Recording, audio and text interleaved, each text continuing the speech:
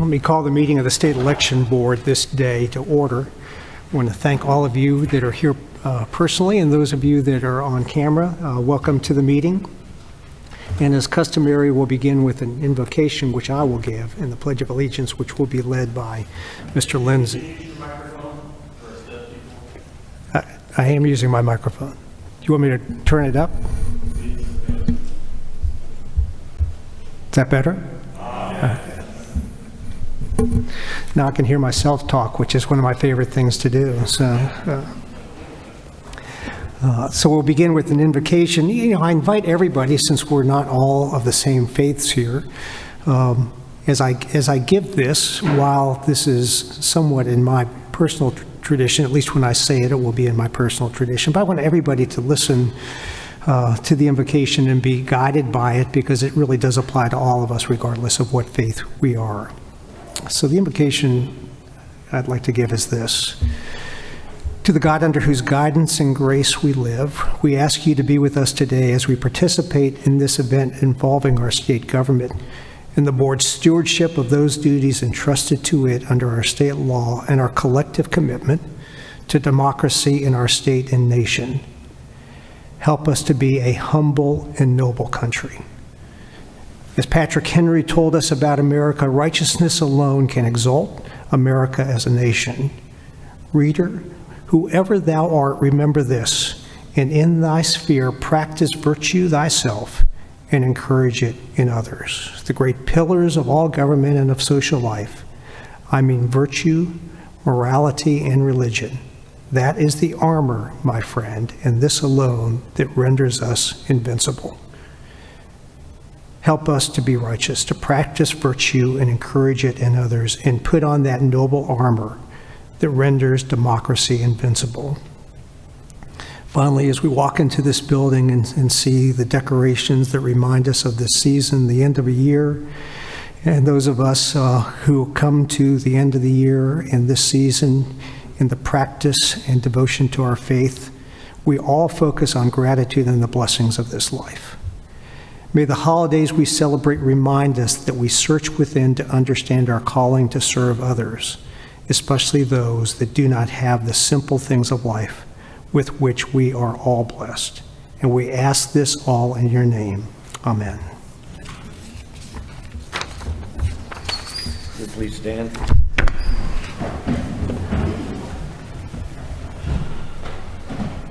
I pledge allegiance to the flag of the United States of America and to the republic for which it stands, one nation under God, indivisible, with liberty and justice for all.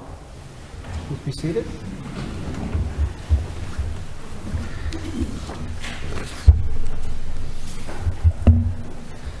Just a few introductory remarks. I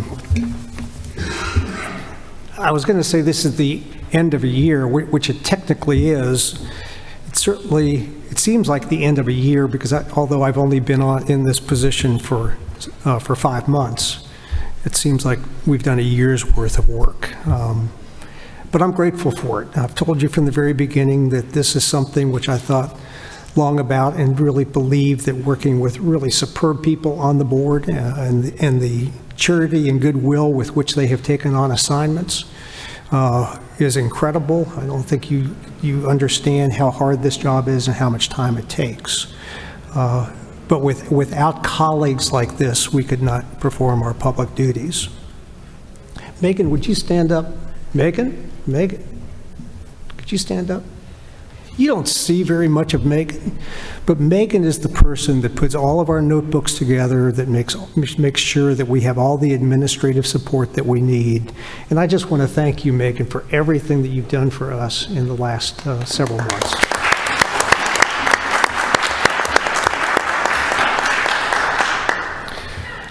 She's a very shy person. I'm sure she'll come up and berate me for doing that to her. But, sometimes people need to be recognized when they do a really superior job, and I wanted to do that.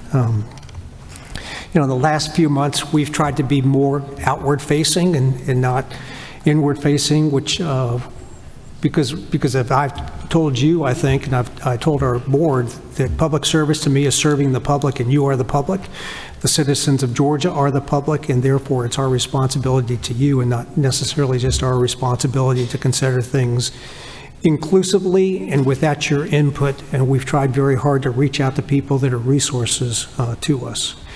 I have this rule, and I think I've met it in every occasion, and even if I haven't, even if you've contacted another member of the board when it gets to me, I try very hard to make sure that you're acknowledged within 24 hours. And I've had a number of long conversations with people because I want to dignify the input that you give to us.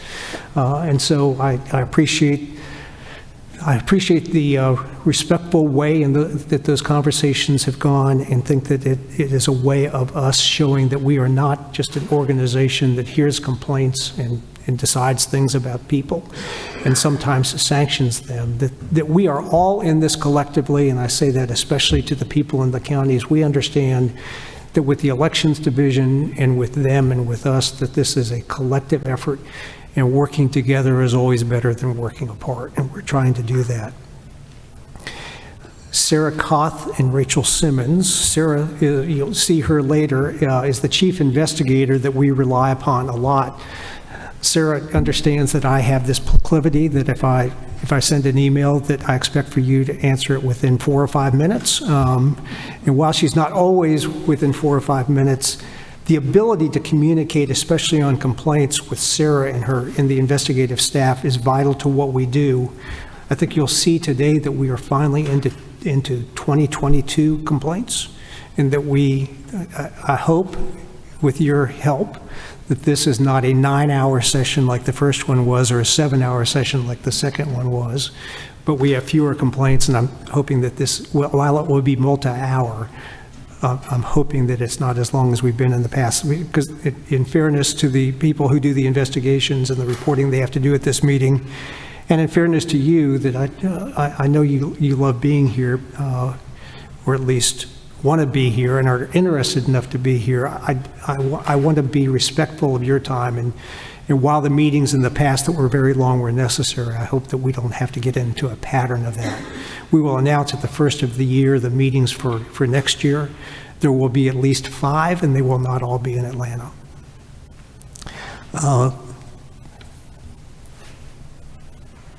In February, we will meet in our first 2023 session. That will be on February 7th. And sometime probably in the next 10 days or so, we will put a list of all of the meeting dates for all of the meetings for 2023. And we will indicate at least the tentative location of those that will not be in Atlanta. Now, I say that thinking that we can have meetings outside Atlanta, but all of our technology is here, but I'm confident and assured that we can do that. But they have to be tentative until we make sure that we have the right arrangements in the right room. So with that, the first thing we need to do is that we had to make an amendment to the draft of the August 22nd, 2022 meeting. So we've never approved those minutes. So we're going to first take up our state election board meeting and hearing minutes from August 2022. Is there a motion to approve the minutes? So moved, Mr. Chairman. Second. It's been moved and seconded that we approve the minutes of the August 22nd, 2022 meeting. All those in favor say aye. Aye. Aye. Opposed, no. Then those are approved. And then we have the minutes for our September 28th, 2022 meeting. Is there a motion to approve those? So moved, Mr. Chairman. Second. It's been moved and seconded that we approve the minutes of the September 28th, 2022 meeting. All those in favor say aye. Aye. Opposed, no. Then those are passed. We have 2 reports this morning, the first of which you'll remember if you attended the August meeting, that the General Assembly asked us to look at the acceptance and equitable distribution of grant funds for election administration. We received that report from Ryan Germany. And since then, Mr. Lindsay has looked at the report to come up with what our recommendation will be to the General Assembly. And so I'm going to turn the meeting over to Mr. Lindsay. Thank you, Mr. Chairman. Thank you. You hit the button there. What are you, two? Yeah. Thank you, Mr. Chairman. Welcome. First, I think it'd be helpful to everyone to have a little bit of background.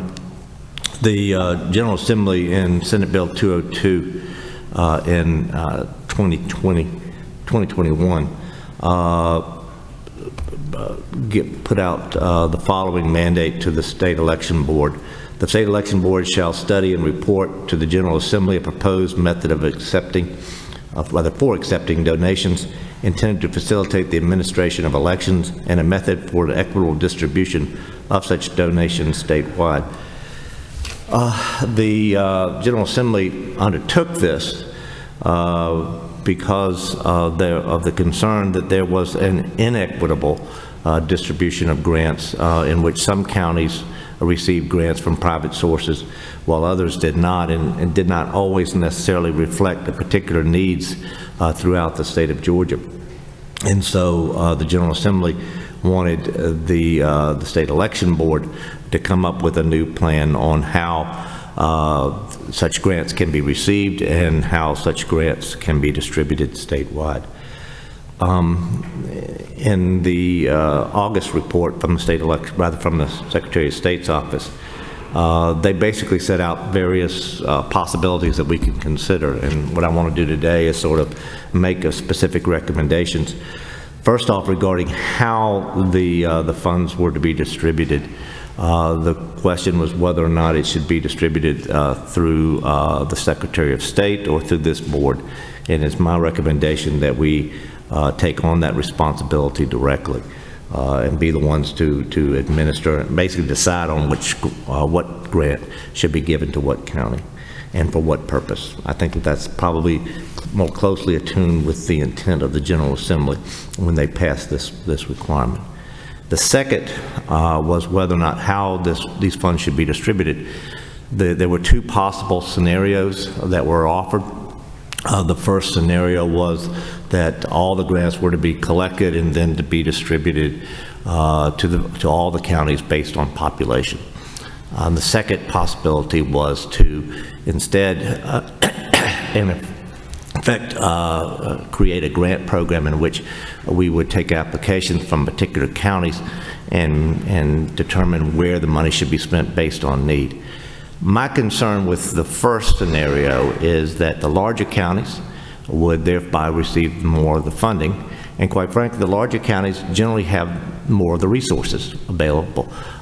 They usually are the wealthier counties of our state. A lot of the needs, specific needs, are usually in those smaller counties with more limited population and more limited budgets in order to meet the constitutional requirements when it comes to voting.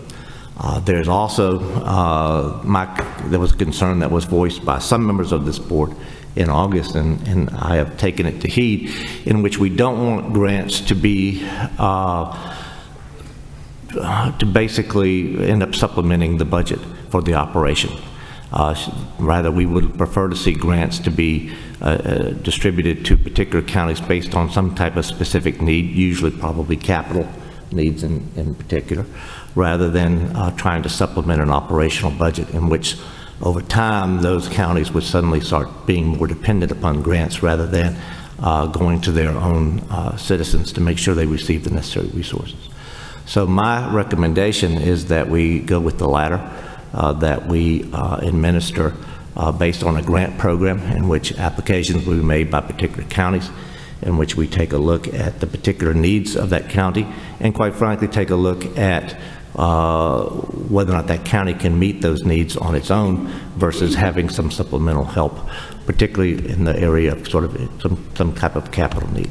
So that's generally the recommendation. I also have within the report pointing out to the General Assembly that should this become a fully operational system, that some type of additional funding to us will be necessary in order to administer it. It's a little bit difficult to determine at this time how much is exactly needed until we actually see how much in various grants are provided to us from various private sources. But nevertheless, we need to alert the General Assembly that that should they want to move forward with this program, that we're going to need some additional resources by this board, as we will in other areas where we're also asking for additional funding to meet the requirements of Senate Bill 202. that's essentially my report, Mr. Chairman. Thank you, Mr. Lindsay. Now let me open it up to comment from members of the board, if there are any. Dr. Johnson? So, as we had talked about in a previous meeting, I am opposed to grants and the influence it has and the effect on behavior that it results in for the recipients of such grants. However, I suspect I may be outvoted in this proposal. So if there are grants and the State Election Board is the one to administer this, then I think I would recommend that all applications, grant applications, be posted publicly so that the public can review such applications. And in continued transparency, notices would be posted for at least 30 days for public comment. So every step of a grant application and award should be a matter of that's available to the public. Any other comments? Good. Yeah. I have another. Pardon me? Additionally, in a little research, I found that Florida, the state of Florida, does have a grant program, and the elections division can be a recipient of grants, and they are restricted to certain items which are not included in operating budgets, but it would be such items as developing multi-factor authentication, vulnerability management, email security, network hygiene, and cybersecurity needs. So those are just some suggestions that grants might be used for. If I may, Mr. Chairman. In regards to the first recommendation, I agree, and I would view that as a friendly amendment, and hopefully, and I ask that you make it, and I will indeed second it. As to the second, I like the categories that were mentioned, but we don't know what's going to be the need for the next generation or the next time. So I would prefer that we have greater flexibility in terms of the grants, in terms of what the needs are out there, so as not to limit us in what areas that we could provide that. And so I would ask that we not start to limit our range yet. Let's see what goes on down the road. I do believe, as I stated earlier, that this ought to be based more on capital, sort of in cybersecurity in that category, as opposed to operational in nature. But I do have concerns about trying to restrict, because we don't know what a particular needs in a particular county may need at a particular time. Well, my view is this, that the purpose of government, especially in the elections context, is to allow in our state, because elections are all conducted by counties, is that we need to enable counties to do what they are being asked by the General Assembly and by the state to do, and that often requires resources. So the idea that we would look at grant applications and determine need, I think I wholly endorse that, and I wholly endorse the idea that the government has a responsibility to assist those counties that don't have the resources for the specific needs that they tell us and they apply for in order to provide the services and election processes. I too don't like the idea of saying that it can only be used for certain purposes, and I'll give you a perfect example of that, is that we now know that security cameras at offices where election equipment and where election documents are kept, we need to have a record of what goes on within those facilities. And so we don't know how many of the counties have that capability and how it intersects with whatever internet provider records the videos that are taken at those places. So there would be a combination of hardware and I think software, but it would be our responsibility And we would work with the elections division on this, since they know the counties better than we do, that while we would ultimately, once we gather the information, make the final decision, the idea of having a process where we continue to collaborate collegially with the other people in the election process, including counties, which would be their responsibility to tell us what we want, I think is the right approach to this. And I really agree that it's the easy way is to say, well, let's just take all the money and divide it up according to population. I think that would cause us to abrogate our responsibility to do the hard work that's necessary to find out what people need, and then to make the hard decision of who gets money, even though that might open us to criticism from other counties. We're prepared to do that. Yes. I know I said I had no comments, but of course I have come up with some comments, which is, while I agree that grant funding should be used for capital projects, because this is a report to the General Assembly, I believe that it's incumbent on the General Assembly, and I want to put it in the record, that they get a greater understanding of the operational costs of the counties.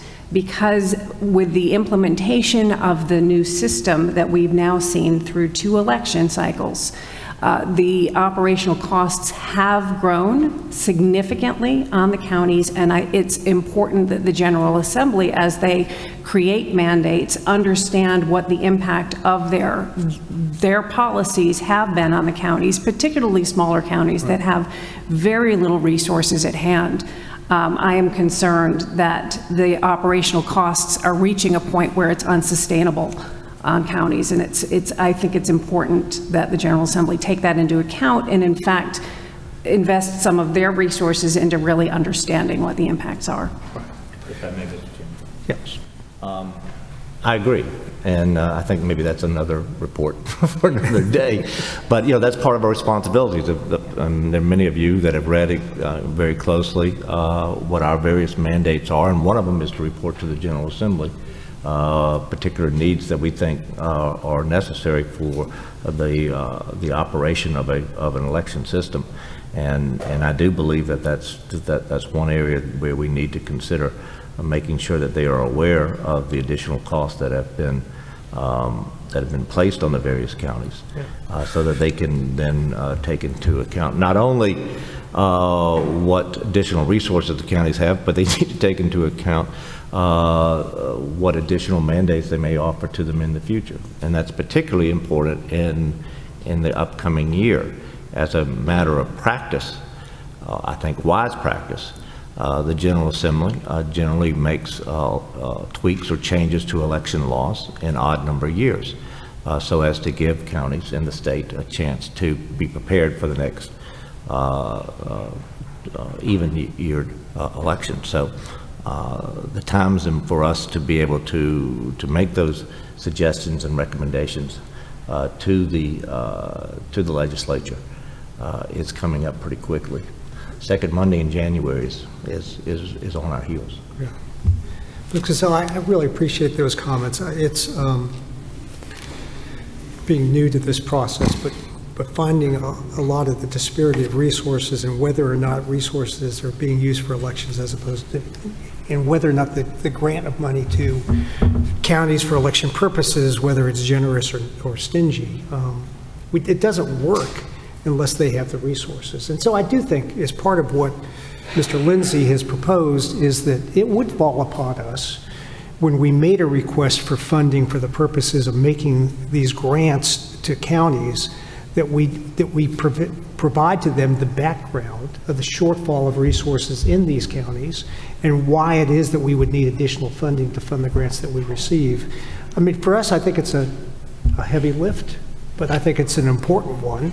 And it's one I think that we should embrace, and that should be our recommendations to the General Assembly. But all of you two over here and you two over here, mean that that's more work for us. But I've never seen anybody on this board in the last 5 months ever shy away from an assignment. Mr. Chairman, and I would accept this as a friendly amendment also to the report, perhaps, is in the area of the recommendations. to simply just point out to the General Assembly, we'll be coming back talking about the additional operational burdens that are being placed on the counties for the General Assembly's consideration, something along those lines. I think that would be appropriate for us to sort of set that up for the next step that my board member has recommended. Any more discussion from members of the board? I'll say one more thing. So I thank you for that comment with the General Assembly and the budget and probably the most expensive voting system in the country that Georgia has. I just want to be very aware and careful that the Assembly doesn't become dependent on grants to fill the gap for the operation of this voting system. Yeah, but in a way, the General Assembly can't be dependent upon it because they have to give us the money to grant to the counties. So, I mean, this whole, the theoretical framework and structure of this is that the money does come from the General Assembly to the extent that it's needed to supplement the needs of the counties above and beyond what people might want to contribute to the fund to help counties. But ultimately, the difference would be our responsibility to explain to the General Assembly what the need is, and secondly, explain to them what the revenue that's necessary to meet the need is, and then to ask the General Assembly to provide sufficient funds to allow counties to meet the needs that they have, which I think ultimately, if we get into this cycle, it will include changes that they make to election law that impose additional burdens. I suspect that there are going to be more counties say that we need more money if we have to do that. And that's something that we, I think, reserve the right to go to the General Assembly and explain what's necessary for the process to work correctly. So with that, is there a motion to approve Mr. Lindsay's recommendation as amended? I would, Mr. Chairman, make that motion, and perhaps it might be best for me to simply make the motion to accept the report, and then I'll accept a couple of friendly amendments. Okay. If I may. You may. So I simply move for the board to accept the report that have been tendered to the committee. Is there a second? Second. It's been moved and seconded to accept the report given by Mr. Lindsay this morning. All those in favor say aye. I think you need to accept the amendments first. Well, we'll do that, and then we'll take the amendments. You do the amendments and then... Okay. See, you can tell I'm really new at this, so... So before we vote on that, we'll accept whatever amendments members of the board have to the report. So the suggested amendments are that the applications shall be posted publicly for public review with 30 days notice, and public comments be made available to this board. Second, Mr. Chairman. Just one clarification, would you also publicly report what the decision of the board was on the applications? Yes, Mr. Chairman. Yes, Yeah. Mr. Chairman. Okay. So that's the First Amendment. And the Second Amendment, Ms. Gazelle? I would like to propose a second amendment that we include a paragraph in the report to the General Assembly that with regard to operational burdens on the counties, and that further study is important to understand these costs moving forward in the future. I'll accept that as a friendly amendment as well, Mr. Chairman. So now we vote. So all those in favor of the motion as amended by the two amendments, say aye. Aye. Opposed, no. Then it passes unanimously. Mr. Lindsay, I don't know how you put something from an organization like us and present it to the General Assembly. So could you draft up whatever we would actually deliver to them and let us have a chance to look at that? I will, Mr. Chairman. I'll get it back to the full board. And as generally what happens is in the first week of the General Assembly, such reports are That's when they are generally transmitted to the leadership and then to the full houses in the House and the Senate. Okay. All right, thank you. Can we put a date on that we would receive it for comment? Well, you'll get it by the end of this week, Mr. Chairman, because I'm going to go have a holiday. Oh, I see. He does the reports, and then we have to look at it over the holiday. That's right. Yeah. And, seriously, thank- Mr. Chairman, I'll have it to you by the end of the week. Yeah, thank you very much. These are fairly short amendments. Okay, thank you. All right, so the next matter that we have on the agenda is a report from Ms. Gazelle about Rule 183-1-12-.13.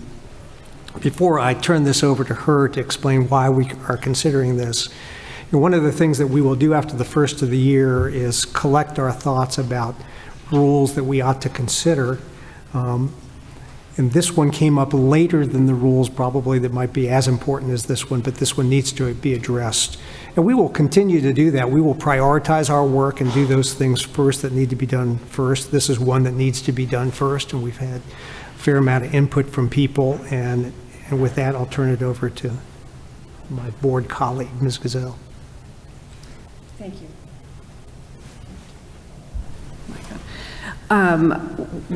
Rule 183-1-12-.13 is regarding storage of returns. This rule relates to the electronic storage of election-related data following the certification of an election. And this is actually a really good opportunity that I wanted to have a time. It's a reminder that, in fact, the counties are doing this right now. While the elections are done for voters and for the candidates, the counties are still processing the runoffs, and I just wanted to acknowledge that they are still hard at work, and I appreciate everything that they are doing, because without the work of the counties, none of us would be here. So this rule dictates exactly what and how the electronic data is stored. And one of the reasons that we're looking at it is we've received a good bit of input on how to adjust it. It's important that we standardize the process to make sure that every county is storing the same data in the same format, but also maintaining copies of information that need to be publicly available, including the digital images of ballots, which under Senate Bill 202 are now available to the public through open records requests. So I just wanted to go through the process of where we are right now. After having consulted with a number of individuals, we have redrafted the rule. It has been distributed to the members of the board informally, along with staff of the Secretary of State's office. It's important, though, before we publish this formally, that we understand that the impact on the counties and make sure that it is a practicable rule, that it does not create additional burdens that are overly burdensome, and that it's something that they can fit into their standard practices and without huge disruptions in their operations post-election.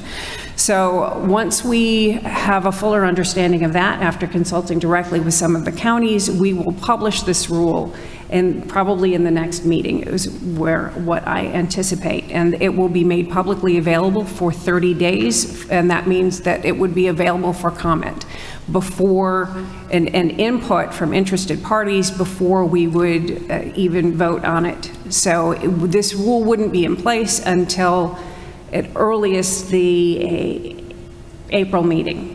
That's when it would be up, I think, for final vote on the board. But this is the process that we'll use also with additional rules as we open them up and try to review them. And I don't want to speak on behalf of the board, but I certainly welcome input from members of the public and interested parties on rules that you think other folks think need further examination. I'm happy to answer any questions, since I sent everything out a few days ago, so we haven't had a chance to discuss. So we're not taking any official action? No, This was a no, report on just a report.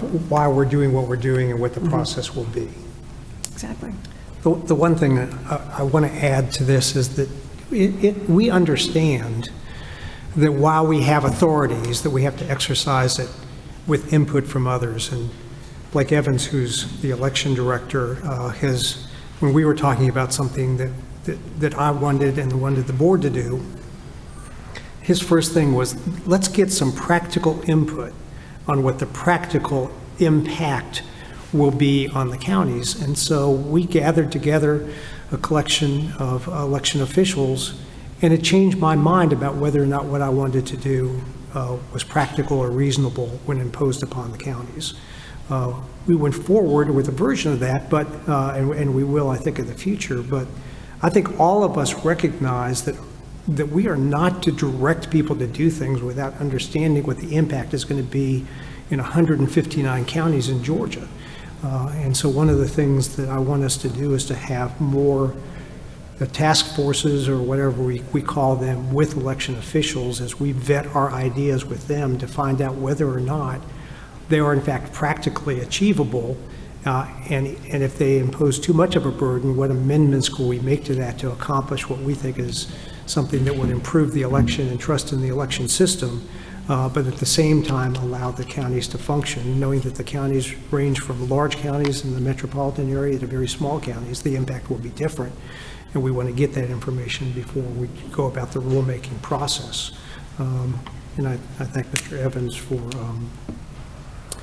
for his help in making me see that. There's one, this is not an agenda item, I just want to report to you on a follow-up. As you know, there's a Fulton County performance review that was reported on previously, that the performance review committee said that in order to evaluate Fulton's performance and where it stands today, which would be important to us in making a decision as far as how do we respond to the review, that because there was an upcoming election, that we wanted the ability to see their performance real time under the stress of an election, since that's where it's most important for the county, any county, to function at its best. So we held until the end of the year the draft of the report to allow that to happen. And as you know, it's been publicly made available that the Carter Center assisted in looking at the evaluation, in evaluating the conduct of the county during the election, the midterms, as well as the runoff. And we want to get their information and have that available to the committee before they finalize their report. All of that, I think, will be extremely helpful to us. And I'm reporting that we have been informed as of yesterday that we will receive, the board will receive a copy of the report on January 13th of 2023, and that assuming that the report is in a form that can be considered, I intend to put it on the February meeting agenda. So I just wanted you to know where we are in that process. All right, before we move on to the investigation report section, is there anything else that the board members want to bring up before we move into complaints? Nope, okay. Do you want us to talk about this proposed rule, or? No. And that's because the rule has to be put into a form where we've had sufficient time to provide input before it's finalized and then presented in a meeting, at which time we can then talk about the rule. And then we go through the process that once it's approved at the next meeting, that it will be published for 30 days and that we would vote on it at the following meeting, which is in April. All right. Now, with the consent of the board members, there's a lawyer from Chatham County who is right there. He has to go to a court hearing in Savannah this afternoon. Oh my. So he's asked to be moved up on the agenda, and we have agreed to do that. He is the last one on the list of reports where the recommendation of the investigators, and you can sit down because we'll hear the report first. for referral to the Attorney General's office. So, Sarah, if you're prepared to do that on the Chatham County case, which is 2020-062.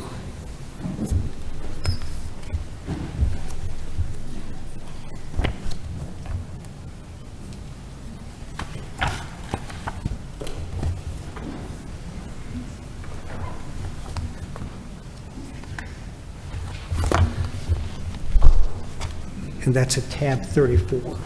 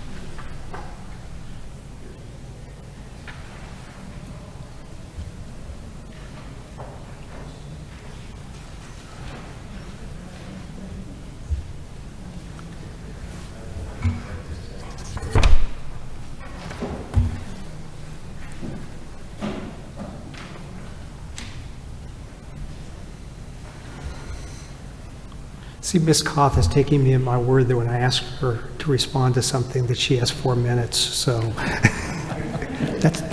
I'm just kidding you. Yes.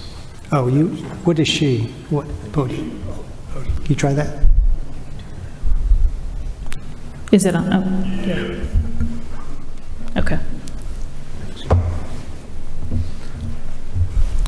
So this is case number 2020-062. The Secretary of State office received the following complaints during the June 9th, 2020 general primary election, the August 11th, 2020 general primary runoff, and the January 5th, 2021 general election runoff for federal offices from Bruce Seidner, Gene Seaver, George Sudbury, Celestine James, and Gwen, I'm not trying to pronounce that last name, and others. There were a total of 20 different allegations. Do you want all of them read? Can you summarize them? They were all, completely, I have the investigator here that's probably more knowledgeable in this case. Glenn, if you want to come up and maybe summarize, so I don't have to read all 20 of these. They're all so different. I'll just back up. They're all so different for all 20 of them.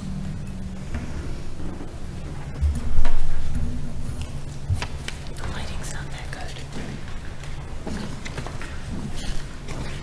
So we're going to hear from Investigator Archie.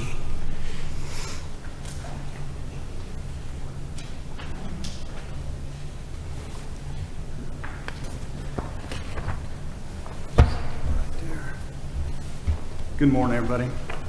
Good morning. All right. Like the chief said, there were 20 total allegations in reference to this case. Can you pull the microphone? Oh, I'm sorry. And speak into it, please. Yes, sir. There was 20 allegations in reference to this case. And pretty much, I'll give a little briefing on each one. A voter named Bruce Snyder reported that he requested an absentee ballot for the June 9, 2020 election. I did my inquiries and everything. I could find no record in ENET where he had requested an absentee ballot. Also talked with Ms. German, and she checked her documents and applications, was not able to recover one in his name. He did tell me that he placed it in the mail, so in reference to his allegation, I couldn't sustain anything because we don't know what happened to the application after it was submitted to the mail. George Sedbury reported that he voted also in the June 9, 2020 election. He requested an absentee ballot. He was issued the absentee ballot on April the 21st, 2020. And he also had to submit a cure letter. Evidently, there was a question about his signature. So the cure letter was dated June the 1st of 2020. What happened with his, I guess when he went to the website, he noticed that he received credit for voting in the August 11th, 2020 election, not the June 9th, 2020 election. I conducted some more research in reference to that. Since they had to cure his signature, his ballot was not accepted until June the 10th of 2020. I also talked with Ms. German because the counties are the one that enter the information in reference to the date that the ballots are mailed, or also requested when they're mailed and when they're accepted and returned. She had no idea what occurred. She said it wasn't on their end, that it may have been possibly something that occurred with the state in reference to that. And the voter was concerned that his vote did not count, but his vote did count. I obtained a copy of the oath envelope and verified that his vote did count for that election. Mr. Archie, let me make this suggestion. Yes, sir. In the interest of time, because Okay. well, let's focus on the ones where your office is recommending referral, where there are violations to be referred to the Attorney General's office. Okay, sir. What you just said gives us a flavor of the detail to which the investigators go into, including on those that are claimed, but to see whether or not the claimed violations are in fact Okay. supported by the facts. But let's look at the ones that the county would like to respond to. All right. Okay. No problem, Your Honor. Thank you. Okay. This is a pretty extensive report.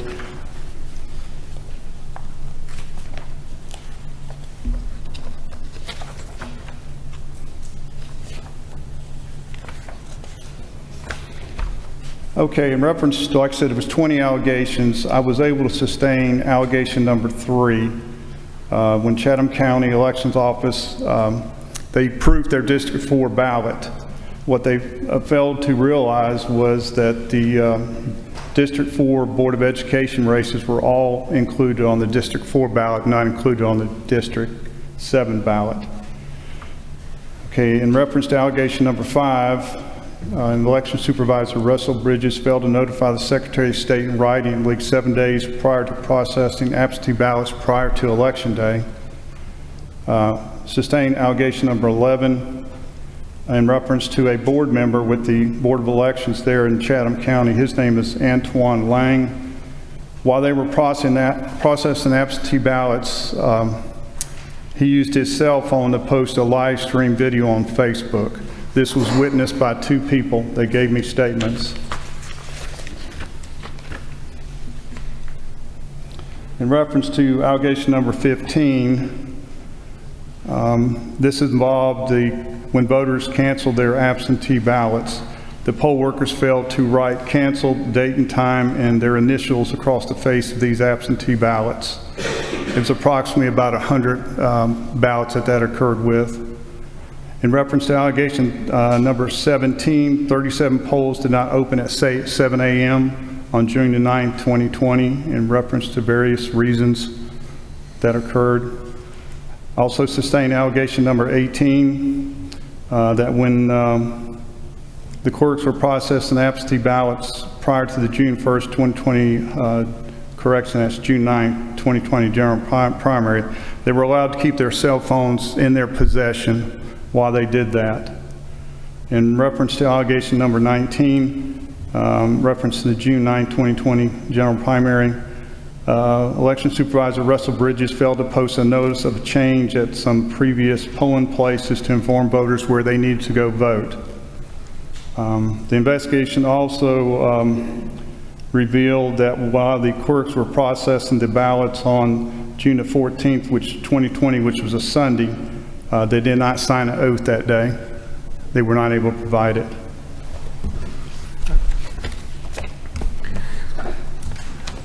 So I'm going to, and I'm not sure what microphone I give him to, or should we have him come up here, or can you come to a microphone that we can turn on down here? You might be able to turn on the microphone if he can give you the number. Do you have a number at your desk?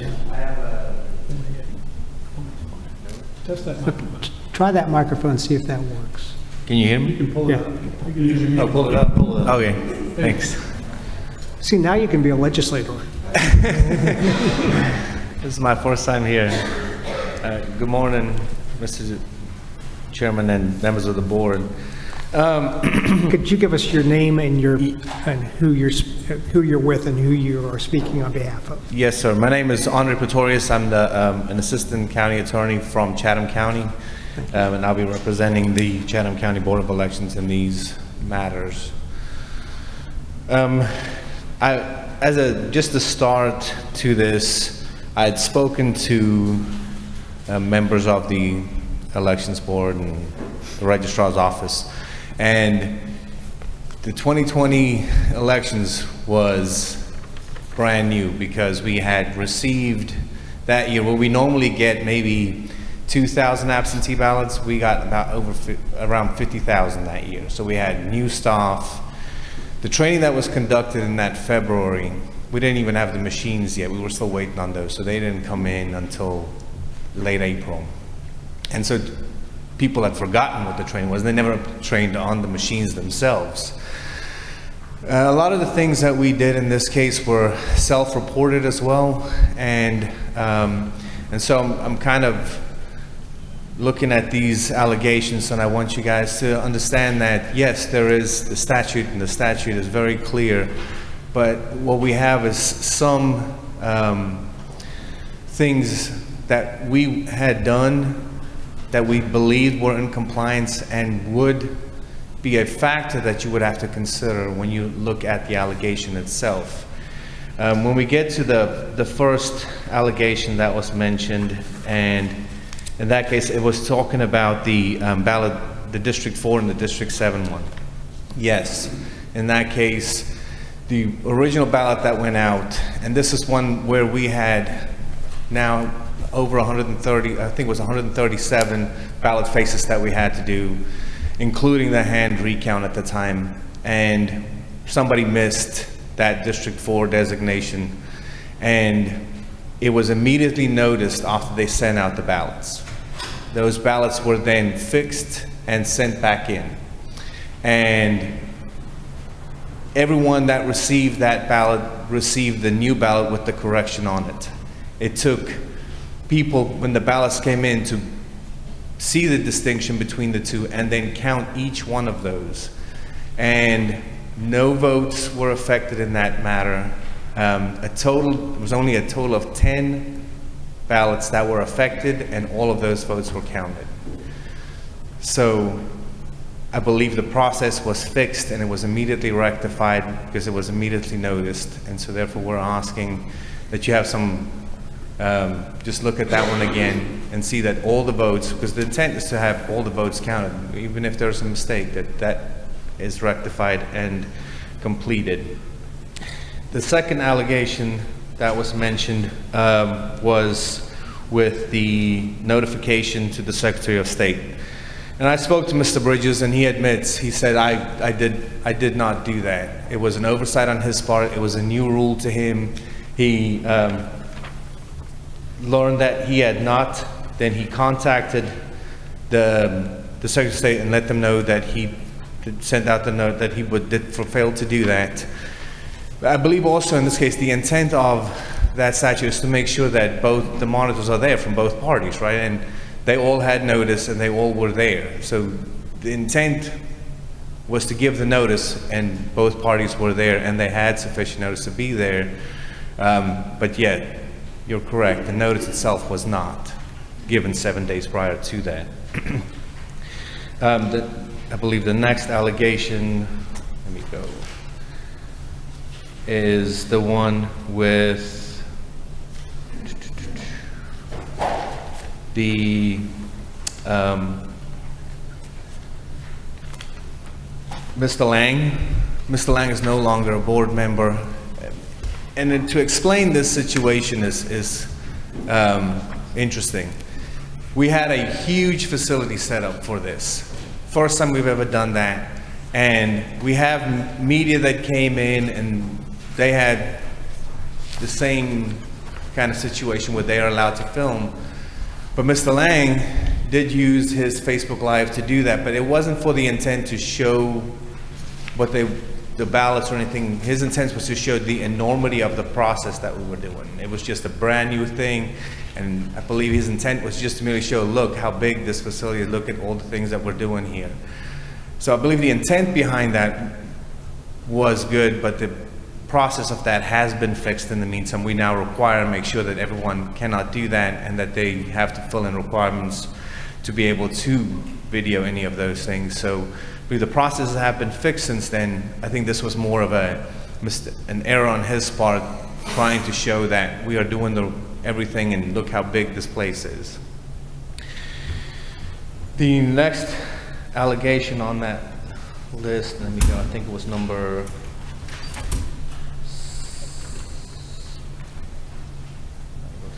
number 17, which was that 37 polls did not open at 7 a.m.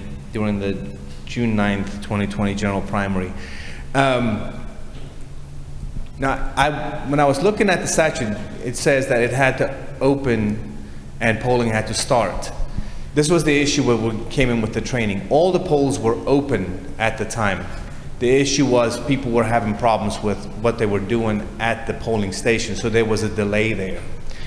And what we did is we immediately contacted the judge and said, Judge, it's a training thing, the polls are open, there's just not, the people don't specifically know exactly what they're doing, so we're working with them to get that done. So we immediately did 37 polling stations, and we did an order by the judge to extend all hours by an hour.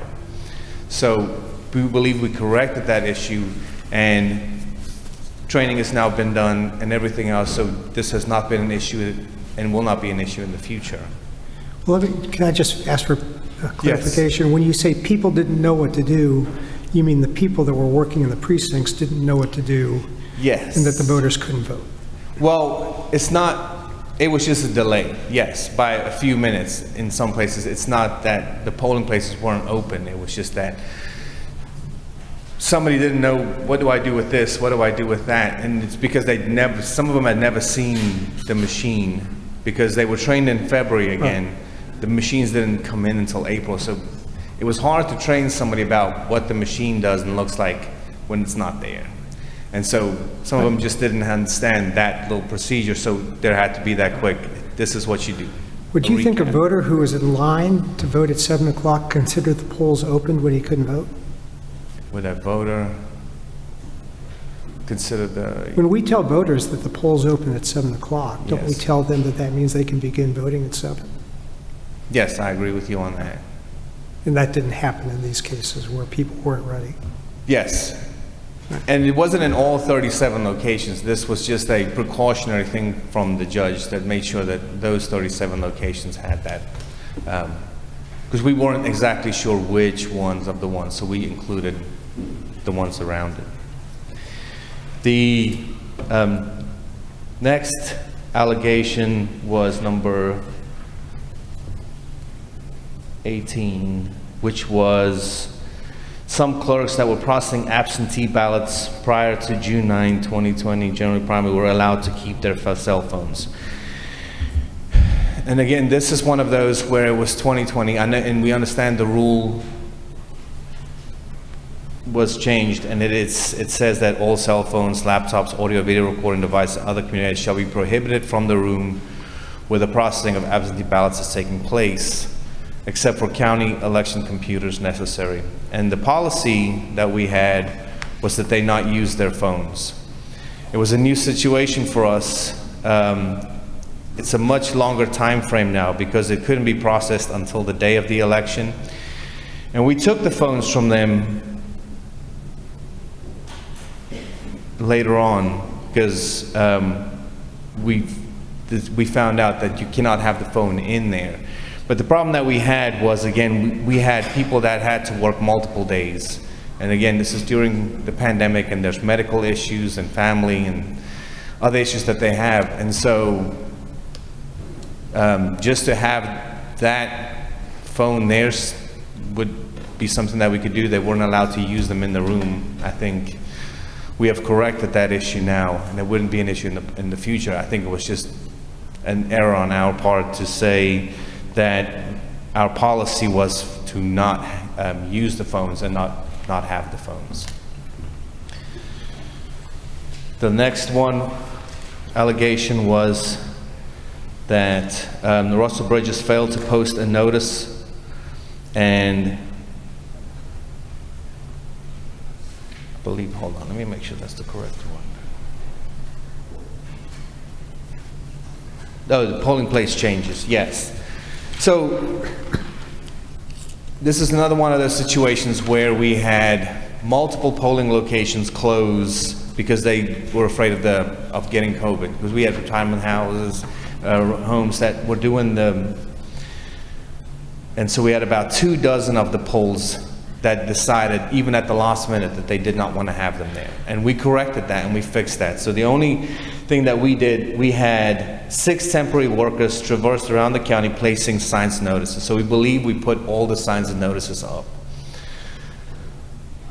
If Wynn took down the sign that we didn't know about, then that may have been one of the things, or somebody took down a notice that we didn't know about, and that would be the only other explanation for that. But we had 6 workers that went around the county and placed the notices on. We also send postcards to everybody to say when the polling location is changed. And the only time that we don't place a notice is if it's not this election cycle, but the next election cycle, so that you've already had an election cycle where the notice was posted. So I'm not sure exactly what the notice issue was, because we believe we sent everybody out, we put up all of our notices, and we sent out our postcards. Even for the ones that were last minute, we also sent those out, and we also had our signs posted at those locations. So I'm not exactly sure what the notice issue was, if it was one that had dealt with a second election cycle or not. But again, those processes were in place. We believe that this would not be an issue in the future, and we have ensured that those processes are changed for the future. The next allegation dealt with here we go. The clerk's oath.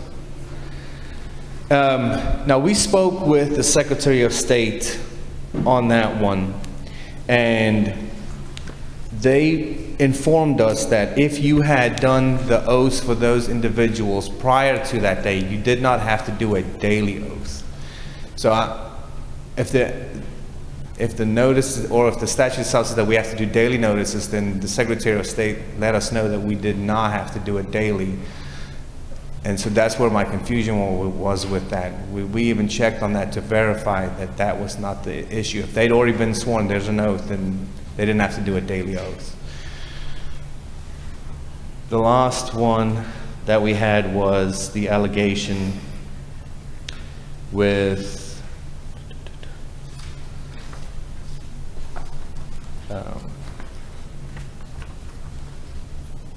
the one with the absentee ballots, and the allegation states that during the general election runoff for federal offices, that some poll officers failed to process the cancellation of absentee ballots properly. Some of the poll officers failed to write "canceled," the date and time, and their initials across the face of the absentee ballot. And this is the one that I see what the statute says, and I understand the reason and the need for that. The problem that we have with the way that it's worded is that we cannot remove the absentee ballot from the envelope, because then we would know what the person voted. And that's the main issue that we want to ensure, is that you have confidentiality in your vote. So if somebody comes into the registrar's office and hands us their envelope with their absentee ballot, if we open it up and write on there, then we would know what their vote was. So what we did in this case, we checked with the Secretary of State and the local board, and what we were told was the process that we were doing was correct. When we would write on the envelope "canceled," and then we also did an affidavit with it and submitted those. And the reason that that they told us too is that that was a good process, and that we have done that in many years, and that we were doing it correctly. So if there's a change that we now want to open someone's ballot, then we just need to be informed, and we will comply with that procedure. We felt that it was a confidentiality with your vote issue, and we did not want to have people know what their votes were. And then send them, you may have somebody sitting there looking at it and may not like who you're voting for, and send you to the wrong place or something like that, but we don't know. But we were trying to be as open and clear as possible that we did not want to know what your vote was. Can you tell me again who told you that that procedure was okay?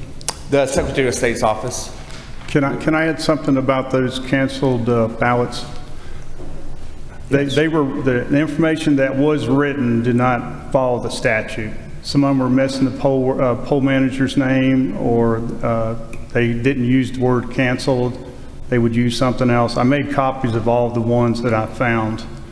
At no time were any of those opened. My understanding is they're not supposed to open those envelopes. They're supposed to just write on the outside, canceled, date and time, and the poll worker or poll manager's name. Correct. So that's where those errors occurred. They didn't put some of them were maybe missing the poll manager's name. Some didn't have canceled, involved all different type categories in reference to that. And if that's the issue, then I would defer to his investigation on that. Okay. I do want to state further that in June of 2020, we were in a full-blown COVID pandemic. Poll workers were trained in February for an election in March that occurred in June. More than 100 poll workers could not work or decided to retire. More than 24 polling locations declined to serve as a poll. The election equipment was new and was being used for the first time. We were extremely understaffed with only 4 full-time staffing, managing an election, and this was an election of epic proportions. Chatham County does not have a history of sloppy elections. Since then, we have gotten a new elections director, a new deputy director of elections, and we've added 10 full-time staff. Again, we did not have the equipment when we were training in February. The first display of the machines was not until April, and we had our representative actually come out too when we were unveiling the machines and said, I voted for a machine that I'd never even seen before. The main issue for us is that all the votes were counted, everything balanced. All of this had to be done, but we also had to do a hand recount at this time. And so I think the intent of a fair election, yes, is to follow all of the laws, but also to make sure that all ballots were cast and all votes were counted. Thank you. Thank you, Mr. Pretorius. Does anybody have any questions for Mr. Pretorius? First, thank you so much for coming up from Savannah and for having done so much research on this before you came. It's extremely helpful to me to really understand exactly what happened. I did have a couple of questions, and I'm not sure whether Investigator Archie or you are in a better position to answer them, but particularly with regard to those absentee ballots that were brought in, turned in, and canceled. Were they properly canceled in ENET? And I think the biggest concern with that is to making sure that only one person's vote, one vote counted per voter. Yes, and that is correct. We did everything correctly as far as that. The affidavits were done and they were sent, because I think most of these allegations were at the registrar's office and they were sent to the correct polling location. Okay. They did have an affidavit stapled to them, like the attorney said.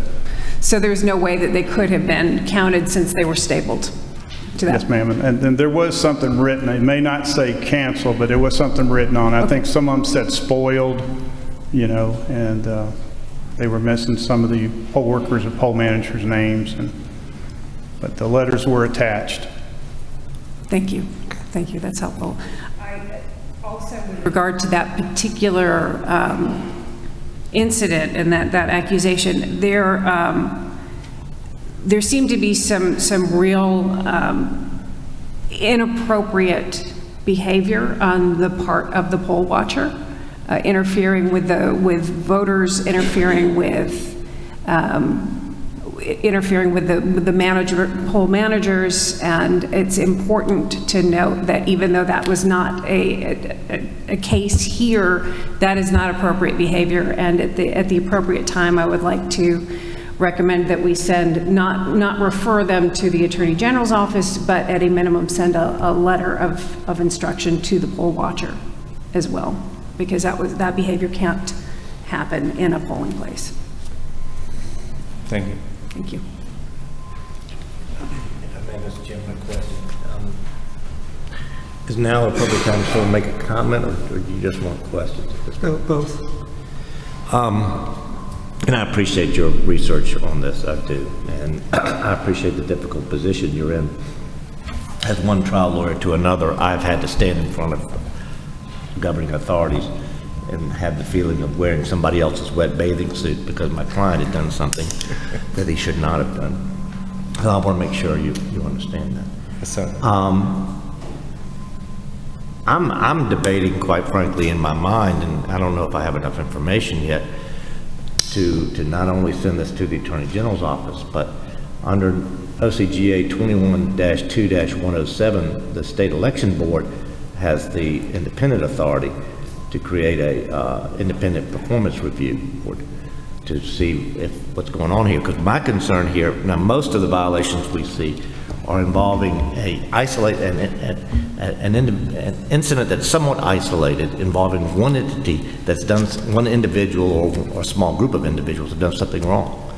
In this situation, we seem to have a systemic breakdown by Chatham County to the degree that it very well probably did impact some people's ability to vote.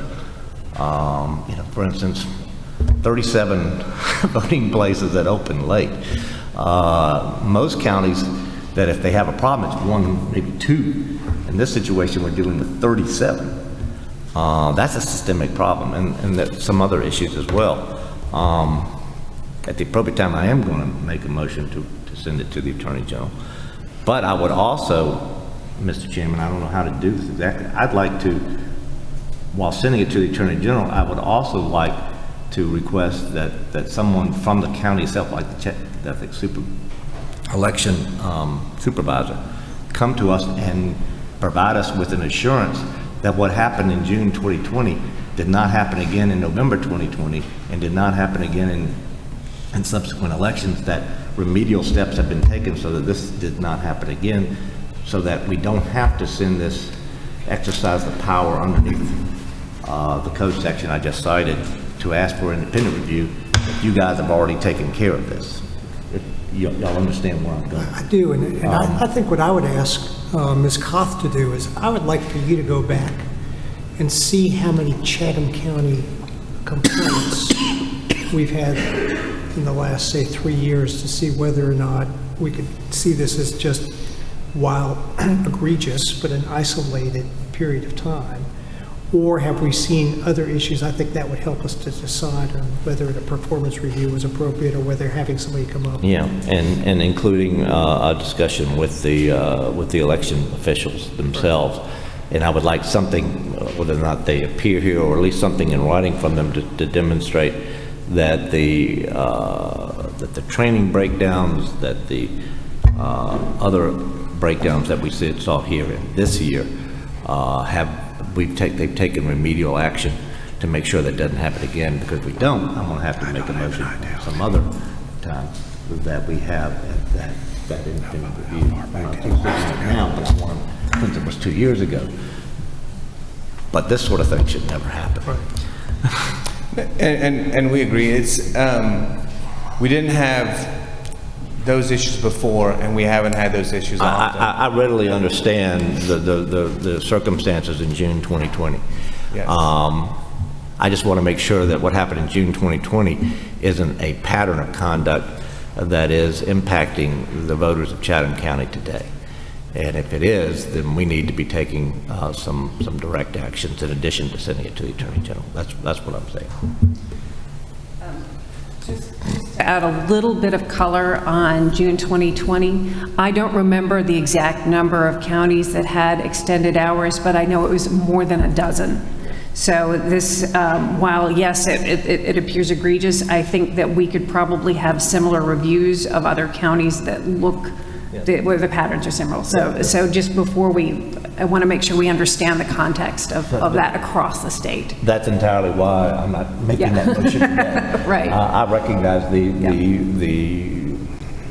nature of June 2020. Yeah. But I just want to make sure that the steps have been taken so that it hasn't happened since Yes, sir. in those subjects. That's all I'm saying.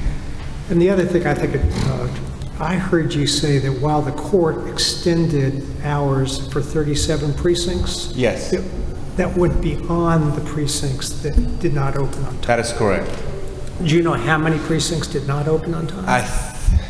I would have to, and this would just be a guess, it may have been 5,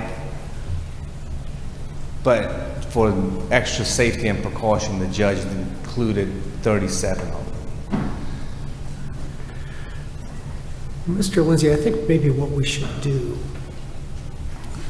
talking about the 107 authority that we have, is to send them a letter and say, these are the concerns. We would like for you to tell us and explain what it is that we need to know to deliberate over whether or not to take an additional step. Yes, Mr. Chairman, I think that, I would support that. Thank you, Mr. Chairman. That's exactly the sort of thing I'm looking for. Yeah, she was talking, I think she said 12. Johnson? Mr. Chairman, just to be clear, 21-2-388 states, "The poll manager shall mark canceled in the date, and the manager shall date and time across the face of the absentee ballot, Correct. and shall initial same." Yes, that's correct. So I'm confused about a mixed message. No, it's not a mixed message. What we have done in the past, and what we have gotten direction from the Secretary of State to do, is to write it on the envelope that the absentee ballot is in. The reason for that is that we want to protect the secrecy of the ballot. So if you open the envelope, then you would remove the absentee ballot and know what the person was voting. And so therefore, to exclude that, we leave it in the envelope, write it on the outside of the envelope, and attach an affidavit that the vote is canceled. But the statute says the ballot shall be marked canceled. Correct, and that's why we checked with the Secretary of State if that procedure was proper, and they told us that it was the proper procedure.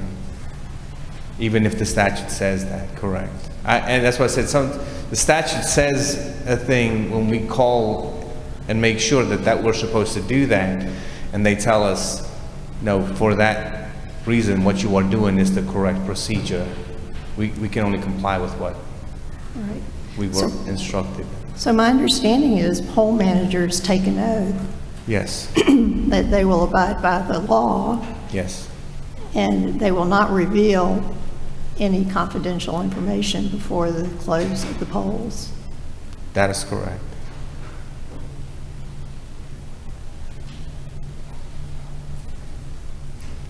My only concern with that is even if you know, if I see you sitting there as a poll worker and I bring my absentee ballot to you, and I see you opening my ballot and then reading my ballot as a citizen, I would feel that would be inappropriate, because now my ballot's no longer secret.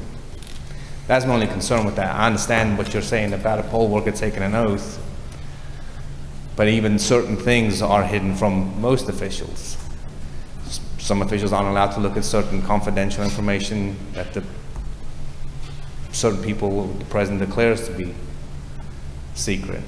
And this is one of your constitutional rights. So you're saying because you're concerned, you don't need to follow the law? No, I'm not saying that. I'm just saying what we did was comply with what the Secretary of State told us was correct procedure. Well, and let me remind everybody what the purpose of us hearing this complaint and any of these complaints is, especially those that are recommended to be referred to the Attorney General's office. Is we don't make a finding of whether Yes. or not Correct. there was a violation. It's a referral to the Attorney General's office. And if they need additional questions answered, they can investigate those additional matters. And ultimately, because the Attorney General's representative is here and has listened to all these things, which I would say you're offering in mitigation, that might help them to determine what the appropriate disposition is, but Yes, sir. it's us referring to the Attorney General's office, should we choose to do so, for additional investigation and proposed disposition. Correct. Thank you. Any other comments, questions? One last comment. This is not the first, and it won't be the last case in which ballot proofing is a critical step that cannot be skipped by counties. And so for any counties that are listening, please remember how important this is, because there is a cascading series of errors that happens if mistakes are missed in the ballot proofing step. We've seen it over and over again in multiple counties, and I just think that every time we see it, we need to highlight it so that counties understand they can't skip that step, even with 136 ballot styles. Let me ask you, for those people that might be new to this, you use the term ballot proofing. Could you explain what you mean by that? So a county has, every voter has an assigned ballot, which means that you have your district races to vote in. The larger the county is, the more ballot styles they have, and the harder it is to make sure that every precinct and every voter receives their appropriate ballot so that they get to vote on their representatives and not somebody else's. The case here demonstrated that some voters received a ballot that had 2 school district races on it, and some voters received a ballot that had no school district races on it when they needed it.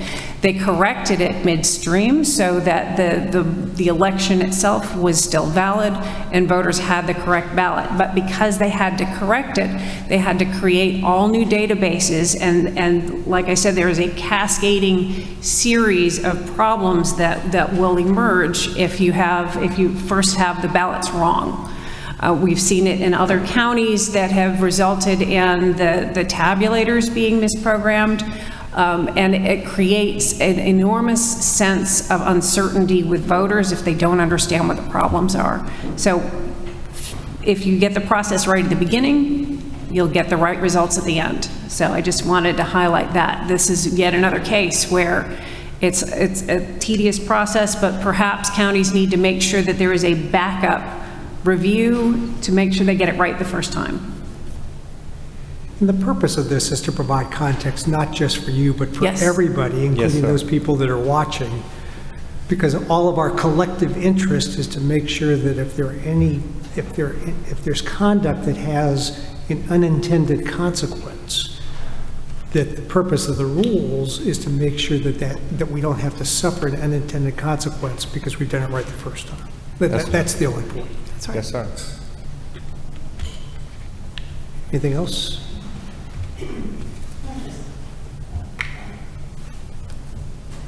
Thank you. I'm just concerned that there are valid ballots that could be used.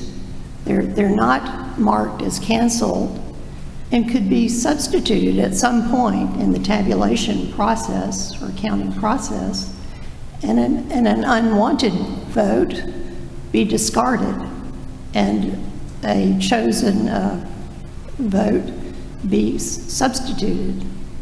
So I am concerned that every canceled absentee ballot be marked canceled so that it could not be substituted at a later stage in the process of the election. All right, thank you, Dr. Johnson. Any other comments before, and then would somebody, my proposal is that let's go ahead, if there's an appropriate motion, we'll vote on that now and then go back to our regular agenda. I'm sorry, what? I'm one of the complainants with this case from Chatham County, and I received a letter that I would be able to make a statement. Okay.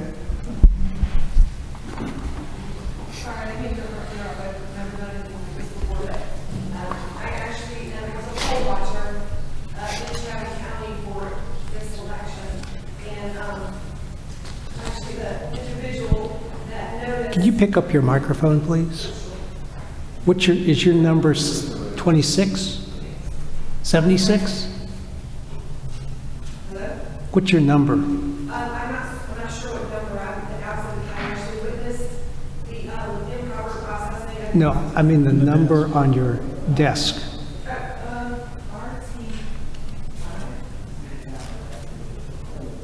It says it's on.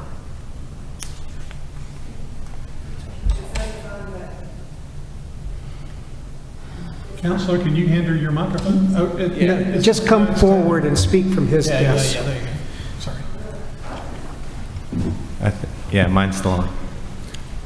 Thank you very much. Thank you very much for reading that part of the legislative code section, because I had it with me to read as well. My name is Gwen Kasperzicki, and I was a certified poll watcher in Chatham County for the 2020 Senate runoff election during early voting and on January 5th. You should have a copy of my signed affidavit. I would like to expound on that affidavit today. Every voter that arrived at my polling locations and surrendered their ballot, their absentee ballot, to vote in person, did so without their ballot being canceled, according to OCGA 21-2-388. The envelopes were taken by the poll workers, most unopened. There are two envelopes, the United States government's envelope on the outside and the ballot envelope on the inside, as long as the ballot. The only envelope that was touched with the affidavit signed to it or stapled to it was the outer envelope, not even the envelope with the ballot inside. Let's see, they were stapled to an affidavit that the voter signed. They were placed in a wire basket and taken away at the end of the day, which, who knows what happened to those ballots?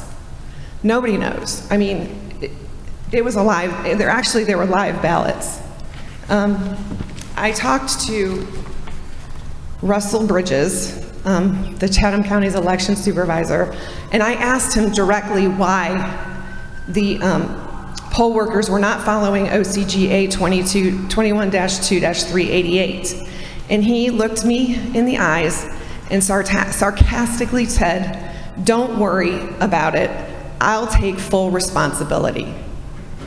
By failing to comply to the code, no one can say for sure that those absentee ballots weren't cast, but I can say with certainty that the code section set by the Georgia legislature was not followed.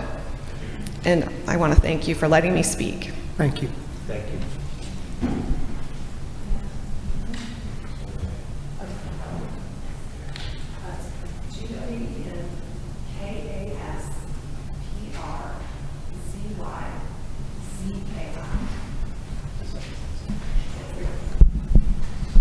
Thank you again. Anything else from members of the board? At the appropriate time, Mr. Chairman, make a motion. If you would, please. Motion to refer the matter to the Attorney General. Is there a second? The first part of it. It's been first and seconded that we refer matter 2022-062 to the Attorney General's office. Is there any discussion? Just by way of clarification, Mr. Chairman, are we going to dismiss allegations 1, 2, 4, 6, 7, 8, 9, 10, 12, 13, 14, 16, and 18? The recommendation is that they be dismissed, or they finding that we're going to dismiss those, or we're going to send all the allegations over? Thank you, Mr. Thank you. Well, let me clarify. I move that we send the matter to the Attorney General in conformance with the recommendations of the investigator, and also to dismiss those allegations that the investigator recommended that be dismissed. All right. Is there a second to that motion? Second. Any discussion? There being none, all those in favor of the motion say aye. Aye. All those opposed, no. The motion passes and it will be referred to the Attorney General's office. I hope you understand that that's the next part of the process. And the Attorney General's representative, Ms. McGowan, has been here and listened to everything that you had to say today. And if I may, Mr. Chairman, I would also like to follow up on your suggestion that we direct you, I guess, to send a letter to Chatham County requesting information on what steps they have taken to correct some of the alleged actions that took place in 2020 to assure that this systemic issue that happened at that time will not continue. To ensure the people of Chatham County that they can vote and that their votes will be accurate. Is there a second to that motion? Second. Any discussion? All right, it's been moved and seconded that we draft a letter to Chatham County to address the deficiencies that were reported in the report of the investigation on this matter, which is 2020-062, in addition to any other deficiencies that might be disclosed in a review of complaints against Chatham County for the last several years. And that's the motion. All those in favor say aye. Aye. Opposed, no? All right, And I then don't that- believe it'll take the motion, Mr. Chairman, just if I may ask that the matter be placed back on the calendar in February to see what the reaction was to Chatham County so that we can then determine whether or not a performance review is necessary or not. Right. Hopefully one will not be, but let's see. make a note of that and remind me when I send out the agenda whether or not it's necessary to put that on as an agenda item. Thank you, Mr. Chairman. And Ms. Coth, if you could please do that review for us, I'd appreciate it. All right. Thank you for being with us. You may now travel back to Chatham County and attend your hearing. Thank you.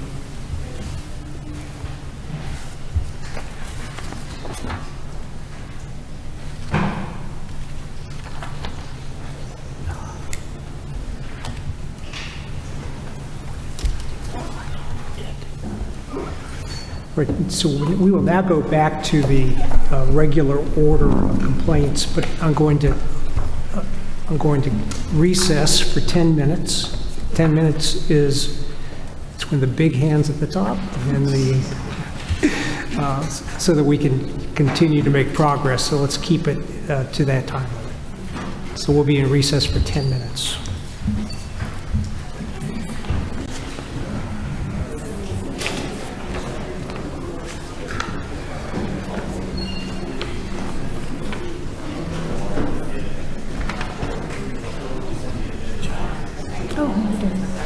His glasses were not very helpful. I just got new reading glasses and they're for distance and I can't see anything. They're the progressives? I did the surgery, so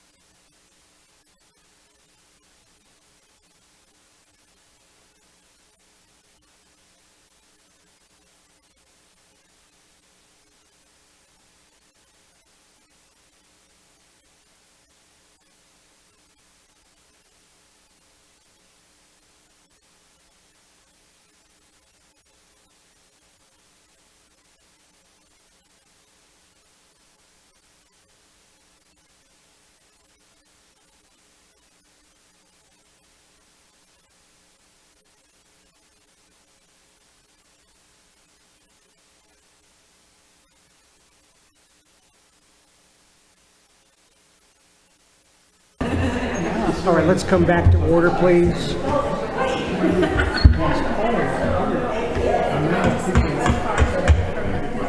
Can we?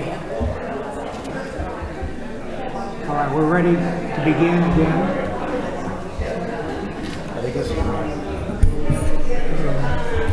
Let's come back to order, please. It's not going on. All right, would everybody please be seated?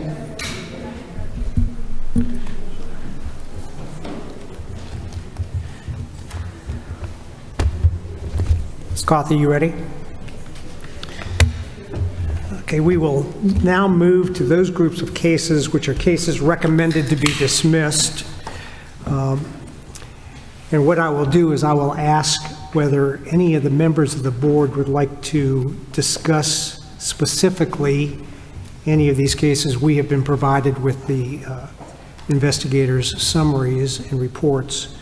And so there are some that I believe members of the board would like to discuss as a board more specifically. And I'll begin with anybody that would like to discuss any of them specifically. All right, Ms. Gazelle? We'll do them one at a time. Very good. I would actually, the first case, I would actually like to request that case SEB 2021-151 be continued, and I would like to ask for some additional research on that specific case. And that was tab 14.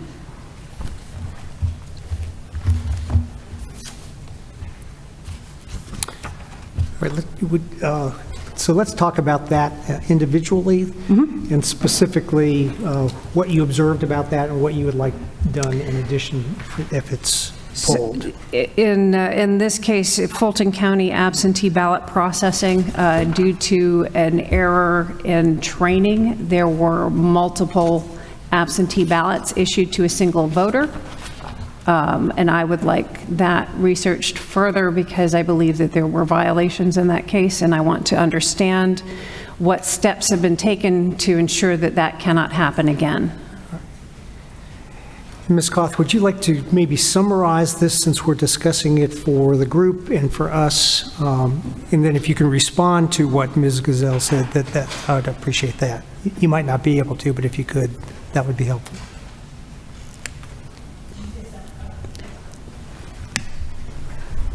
Summarize a complaint, is that what you said? Yes. Yes, this complaint was, the complainant received unsolicited absentee ballots from Fulton County for the November 2nd, 2021 general election. And the findings were,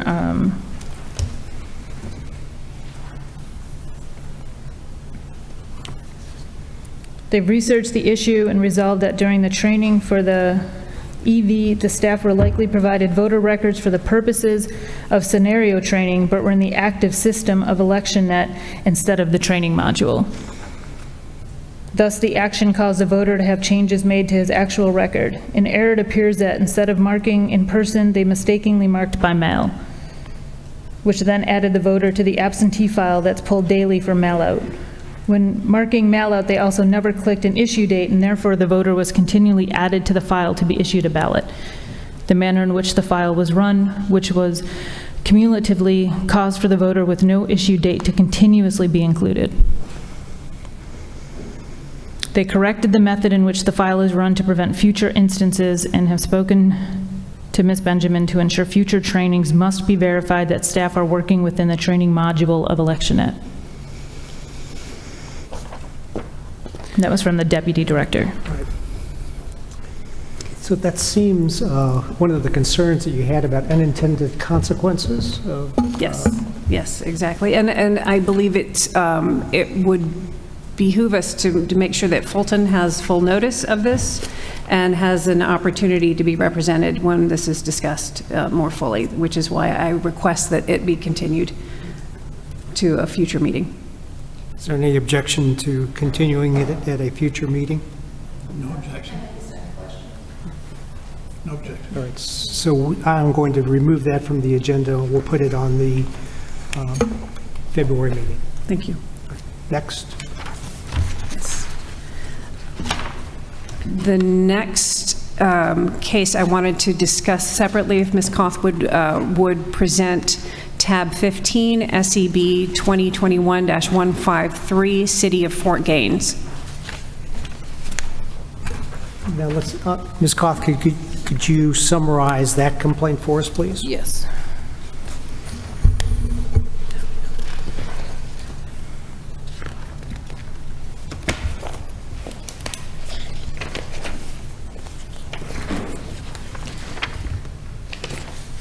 Yes, this one had 4 allegations. The city of Fort Gaines is conducting their municipal election inside the city hall, and Mayor Kenneth Sumter is running for re-election. Mayor Sumter continued to work from City Hall, and there is an allegation he spoke to some voters inside the poll area.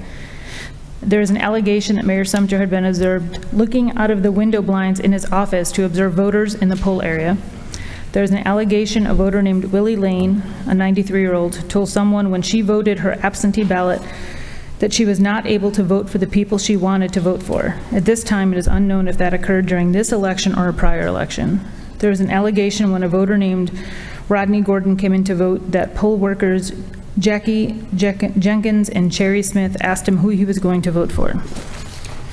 The findings did not reveal any evidence to support violations of Georgia Election Code in regards to any of those allegations. So, Ms. Gazelle, tell us about your concern. So I agree with the findings that there was insufficient evidence to find a violation, but I thought this might be a good opportunity to point out that particularly we're coming up on 2023 when we'll have more municipal elections. And best practices would suggest that elections not be held in the offices where officials who are up for re-election have to go to do their daily job. It creates an appearance of impropriety even if there is nothing that has been done wrong. So having voters appear in the mayor's office to vote for the office of mayor creates a bit of a conflict of interests. So I think I just wanted to, again, use the opportunity of this forum to suggest to counties that they find alternative polling locations that, rather than the offices that are up for election that year. So if a county has a mayoral election, don't hold the election in City Hall, hold it in the courthouse or another location if possible. I understand that it may not be possible in some locations, but it just is better practice to make sure that voters are not in the vicinity of the official who's on the ballot. That's all. That's kind of my point here. Is that something in our prerogative that we could send out as a recommendation to the counties along the lines of what you've just said, or is that something that should come from the election division? I think election division could send out a directive that simply it's a best practice. Recognizing that in small communities it may not be possible, but it is an advisor, just as an advice, I think would probably be the best, because I don't think it necessarily lends itself to rulemaking, because we don't know in 159 counties what facilities 159 counties have available to them. Could I ask you to draft a letter for us to send to Mr. Evans? Of with course. that recommendation? Yes. And the reasoning for the recommendation, and say that it was generated as a result of this complaint, and ask him to do whatever is customary out of his office to make those sort of recommendations to counties. Yes, I'd be happy to. Correct. Thank you. Anybody else have any comments? Yes. You said there wasn't any evidence to support the violations. Did y'all speak to the complainant who basically made the allegations? Did they have firsthand knowledge, or was this simply something that they heard from somebody else? I guess that's what my question is. No evidence. This sort is of curious. actually one of my cases also. Thank you. The witnesses, the primary witness did not want to get involved. They wanted to remain anonymous. All right. and that's why it was hard for me to prove any of the allegations. Okay.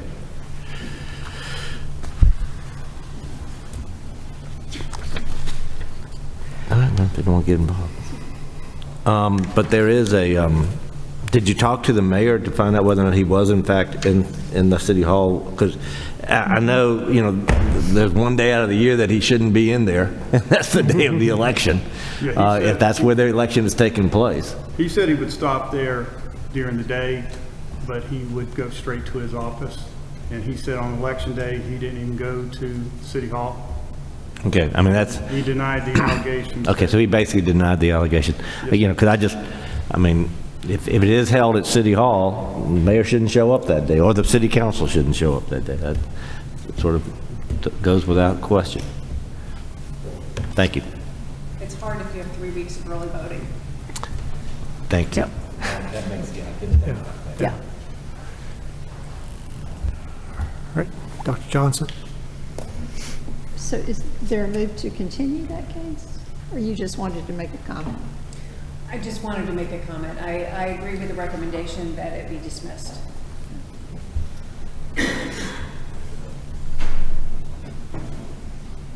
All right, so on this case, is there a motion to dismiss the complaint?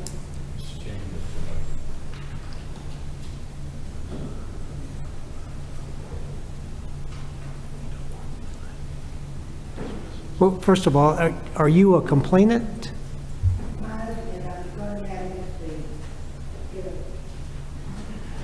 Well, because this case is so let me, before you speak, as I've explained to others, in cases where a determination is made that it be dismissed because there's not sufficient allegation to move forward, we do not allow complainants to speak because the complainant is the one who initiates the action, is supposed to have given us everything that we needed to know to make a determination on how to process it.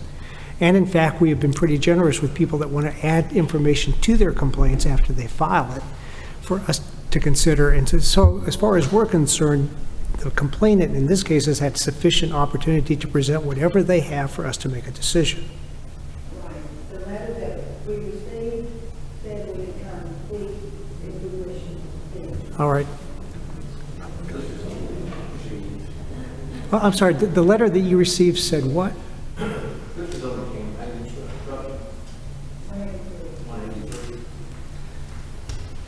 Well, we're not to 183, are we? If we're not talking about 183 now.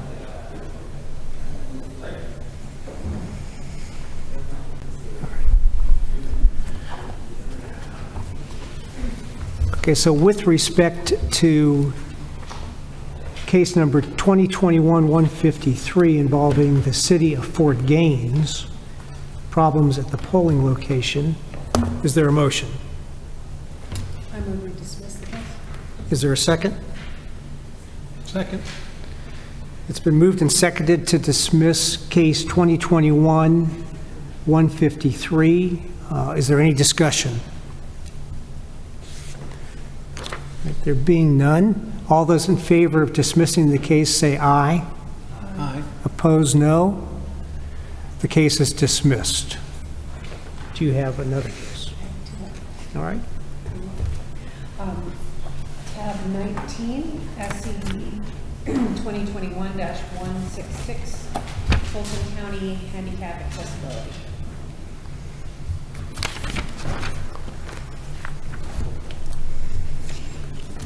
Can you summarize that for us, Ms. Cox? On 11/4/2021, the Georgia Secretary of State's office received a complaint which Raymond Sharpton stated Fulton County denied him the right to vote during the November 2nd, 2021 election in Fulton County. The complainant is handicapped and has to use a wheelchair and was unable to gain access to a voting poll inside Fulton County. The description of the violation is as follows. He is retired, he has no car, and uses a wheelchair. He spent hours using MARTA to get there, and when he went there, he went to Sarah Smith to vote this morning. He got off MARTA to find all the doors to the school locked and no obvious voting there. He said the signs were confusing, and they told him to go to Peachtree Methodist Church. He'd heard that a few people had voted at the Sarah Smith today. When he discovered that they had moved voting to the rear of the school, the poll workers and poll manager seemed oblivious that the sign was confusing to voters and disclaimed any responsibility for the sign. The combination of this big sign at the normal entrance to Sarah Smith, the move of the voting location at the school, and the significantly reduced signage, but where to vote, he felt was a mess. He was exhausted trying to get to Peachtree Methodist Church, only to be turned away. He couldn't, and he did not vote. Ms. Koth. I'm not, no, Do you you're Ms. Koth. You're Ms. Gazelle. Correct. Ms. Gazelle. Yes, thank you. I was consulting with the Attorney General's office. I actually, there we go. In addition to being a potential federal ADA violation, there is also a state statute that requires that all of our polling places are accessible for handicapped persons, and I actually believe there may have been a violation in this case, and as in the previous case where Fulton County has not been given full notice and opportunity to respond here, I move that we continue this case to give Fulton County the opportunity to review this and provide a response. Any other discussion?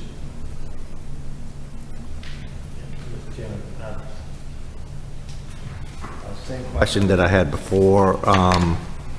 You said potential violation, none. I'm trying to figure out why there was no potential violation, given the allegation. It said that the investigator spoke to Nadine Williams. She emailed the investigator her findings of the incident and that he was unable to find any evidence that Fulton County violated any election laws. They had proper signage posted at Sarah Smith voting site. A response from Fulton County explained the location and the change of voting sites. Fulton County stated the following: please see the attached template of the signage that was placed at Sarah Smith. The signs were 4x4 and replaced per SEB 202 guidelines. For sites involving a polling place change, they had line monitors in place to assist voters in finding their polling site on the SOS My Voter page. Poll managers are also instructed and provided exterior arrow signs directing voters to the voting space. Although the sign advises 078 voters, they are able to vote at Sarah Smith where the sign was placed. They said they will attempt to revise the design to avoid any confusion. The investigator tried numerous times to get a hold of the complainant and could not get a hold for any further information. I guess my question here, Ms. Coffey, was the location where voting actually took place accessible for somebody in a wheelchair? Was not entirely clear to me from the facts presented. Well, are you, if I may, are you asking about 7A and United Methodist Church? I can testify to that because that's my polling place. And yes, it is all on the same floor. And it is accessible. And the question is whether or not his other allegations are true or not. It sounds like y'all weren't able to get him to respond to the inquiry. Is that the problem? Yes, they tried to email him and call him. They couldn't get a statement from him. They were trying to get more information, but when they went out there, the signs were fine. I'm not sure if they did a polling site that day. Well, I'd have to check. Didn't he say that I mean, Sarah Smith used to be my polling place until they moved it to Peachtree Road United Methodist Church. Have the same look. And when he went to Peachtree Road, after the effort to get there, they told him that was the wrong place. And if you had all these people that were at the polling place at Sarah Smith that were supposed to be helping people, how could they have referred him to Peachtree Road, and when he goes there, he finds out that that's not where he's supposed to be? He's supposed to be back at Sarah Smith.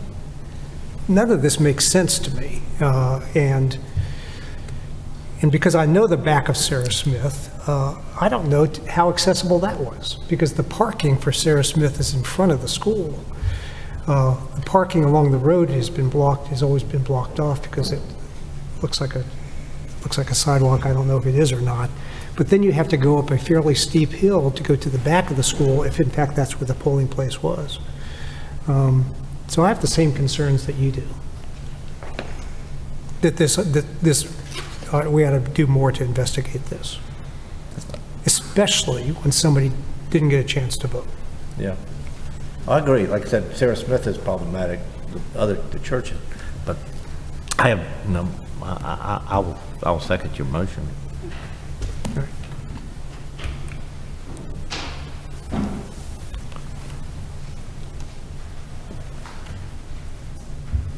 I just have a thought. Now that the chair has worked so hard to actually get us letterhead, thank you for doing that. The board previously had no way to communicate through the mail until Judge Duffy set that up. So thank you for that. Can the board, as a board, send a letter to this complainant and say, if you don't assist with the investigation, your complaint stands at risk of being dismissed? Well, we do and we should. But did anybody ever go to his house to talk to him, or Yes. was it just by email? Yes, they did. They could hear the TV on, but nobody came to the door. Yeah, well, we don't know who that was, though. No? What?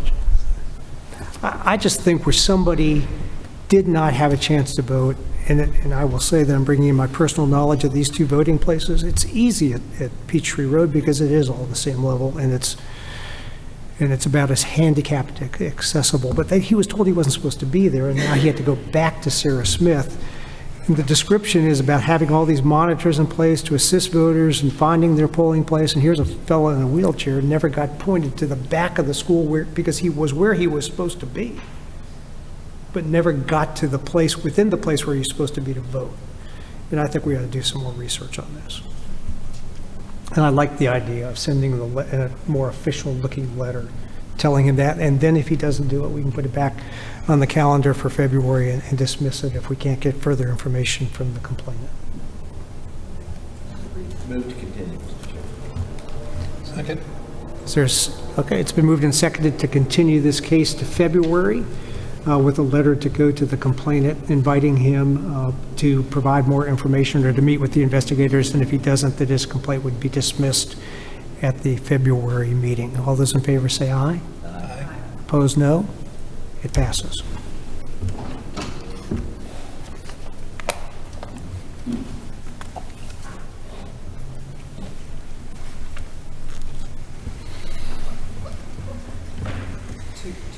So do I get credit for multitasking to not only chairing meetings, but also to creating stationery?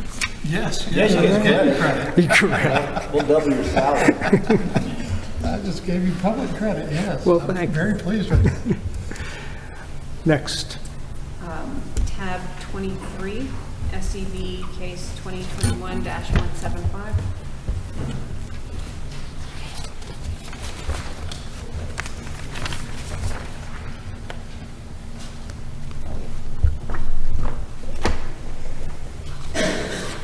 Can you summarize that for us, Scott? Yes.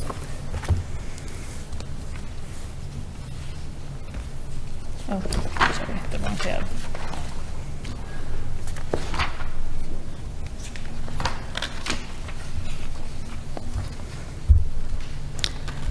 The complainant observed Kenton Fleming take out his cell phone while he was inside the enclosed space. It appeared to them he was taking a photograph of his ballot. They were not able to confirm that Mr. Fleming took a photograph. Kenton Fleming chose not to answer questions related to the investigation during our telephone interview.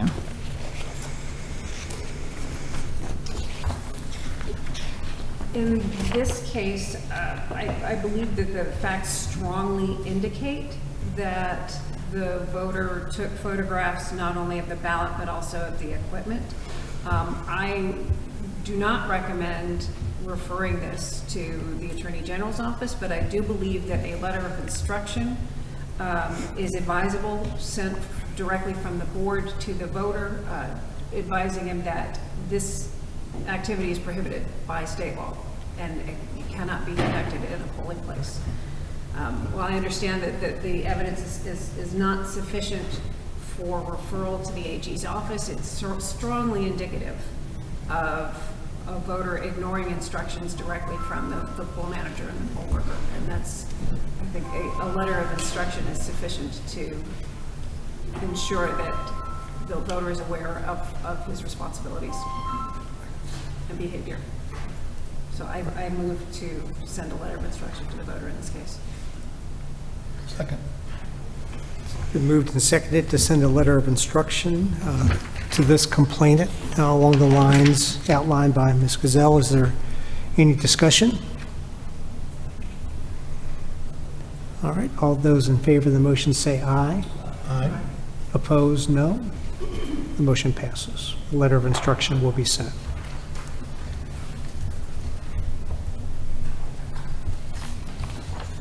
I have one last case, It's all right. and with my apologies. There's no reason to apologize. This is our job.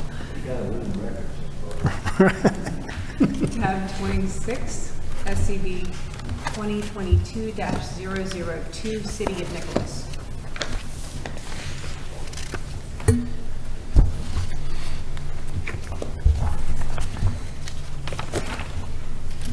And can you summarize that for us, Ms. Goff?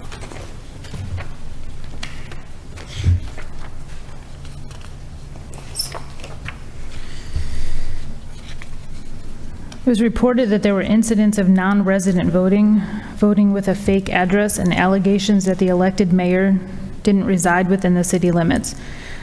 The complaint also includes an allegation that there were early votes placed by people outside the city. The complaint alleges that one candidate paid for coffee for an elector if they came with his or her voting sticker and took a photo with him. They could then take their voting sticker to a local coffee shop and would receive a free cup of coffee or a snow cone.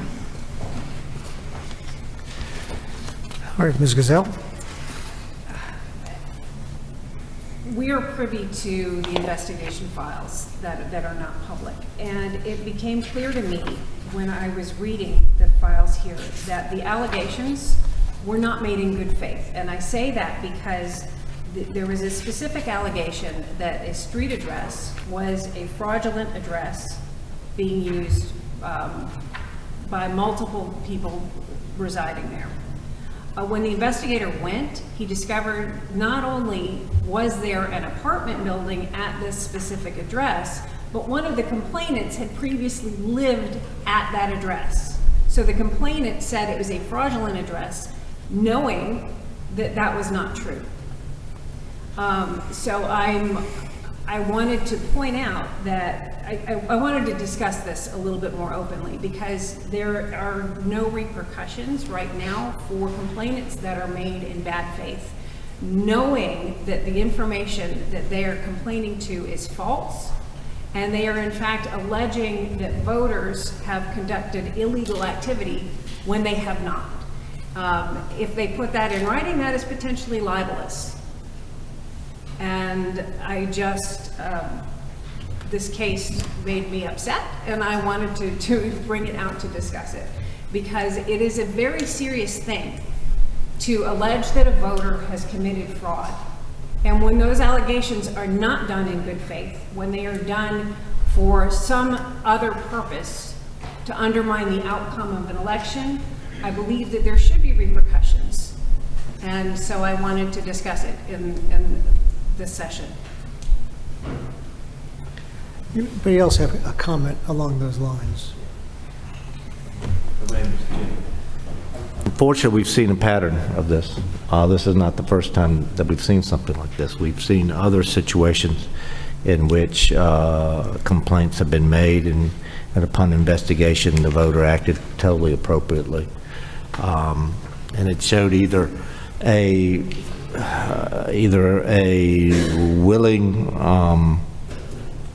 willingness on behalf of the complainant to file a false complaint, or a failure of their part to do any kind of minimal investigation before filing a complaint. I believe there's even a lawsuit as a result of one of those. I don't know what the answer is in terms of, on one side we want people who see something that is questionable to alert the Secretary of State's office to do an investigation. And on the other side, we don't want to see a chilling effect take place, either against a particular voter or attempt to question the validity of an election. I think it merits further investigation in terms of what other states do. I'm sure other states have faced similar issues. Georgia has, I don't believe, has any such law that deals with complaints that are filed in bad faith. But I do think something needs to be done because we are seeing a pattern of conduct taking place. And I share in your concerns. I'm not sure what the answer is, though, to be candid. But I do think it probably merits us taking a look, perhaps before the next meeting in February, to see what kind of recommendations we would make to the General Assembly while it's still in session.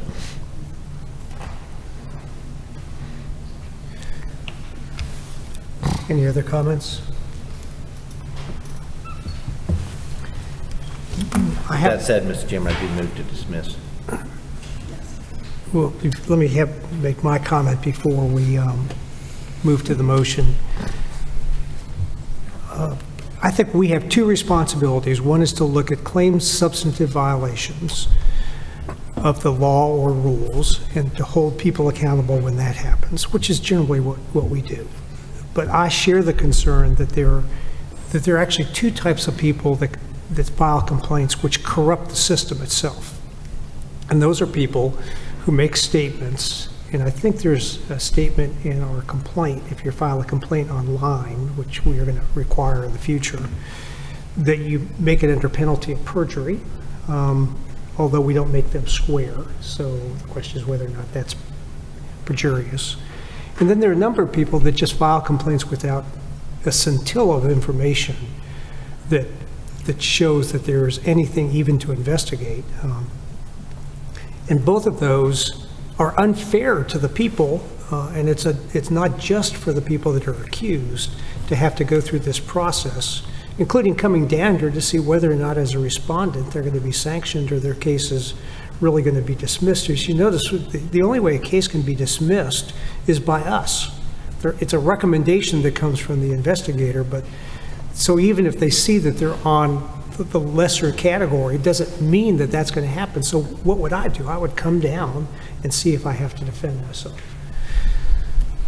You know, at least under federal law, if you file a writing or make a statement to a law enforcement investigator, that can be a false official statement for which there's a criminal consequence. I don't know, Charlene, whether there's anything, if somebody files a complaint with a state agency and that complaint is untrue, whether there's, maybe that's something that we can look at to see what a remedy might be for somebody who does that.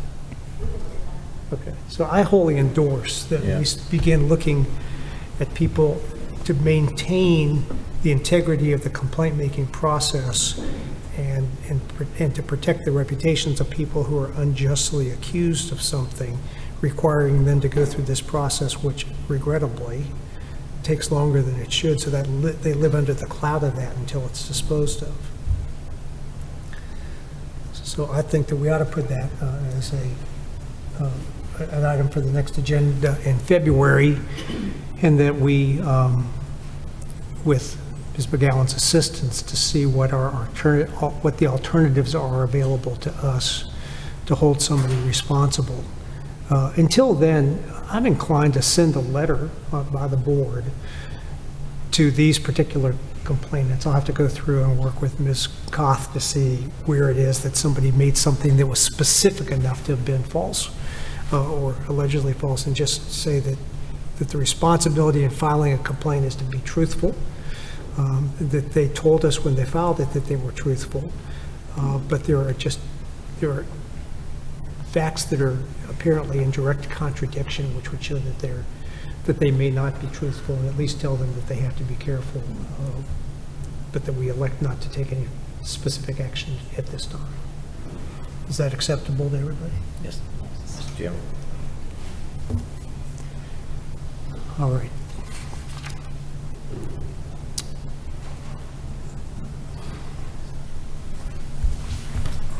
So do we need to dispose of that by motion? I think the dismissal, we still need We to would dismiss need to it. do that, right.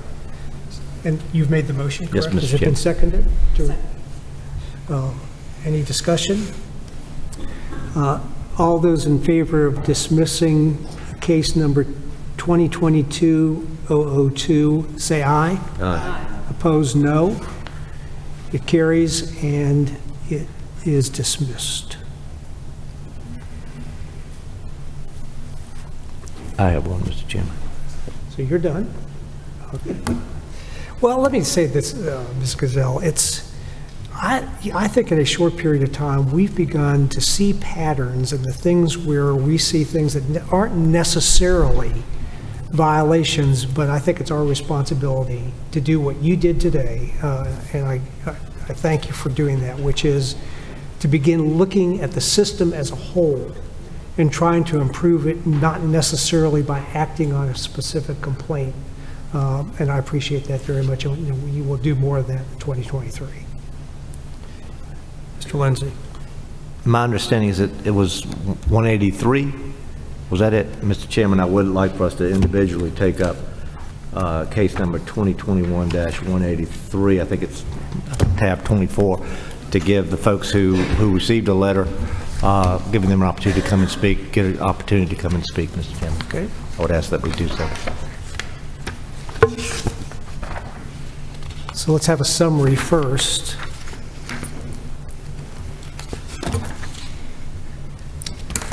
This complaint came in on 12/9/2021. We received a complaint from Tommy Smith. The complainant stated that the campaigning obstruction took place during the November 30th, 2021 runoff election in Forest Park, Georgia. The allegation is about the sign, the 150-foot rule being violated, and then a sign of his that had been covered up by the Mayor, Angeline Butler. First, any comments from the board on this one? You know, I made a note that it looked to me that while maybe not a specifically egregious case, that there probably was a basis to proceed with it. The question is how we should proceed with it, because, you know, I think sometimes we don't give enough credit to the reporting people, and we say, well, you brought that to our attention, but we always need corroborating evidence, or that somehow the evidence of the complainant themselves is not sufficient.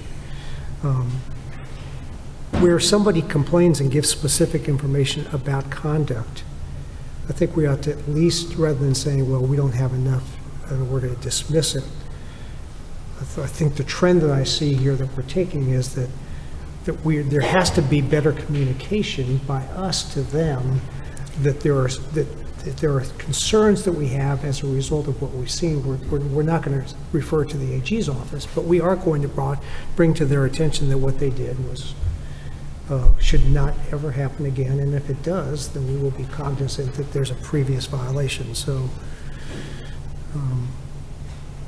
before I make a motion, I'll wait to hear from anybody else who wants to speak. Like I said, Mr. Chairman, I believe that this was the case that our friend I just want to make sure. Yeah.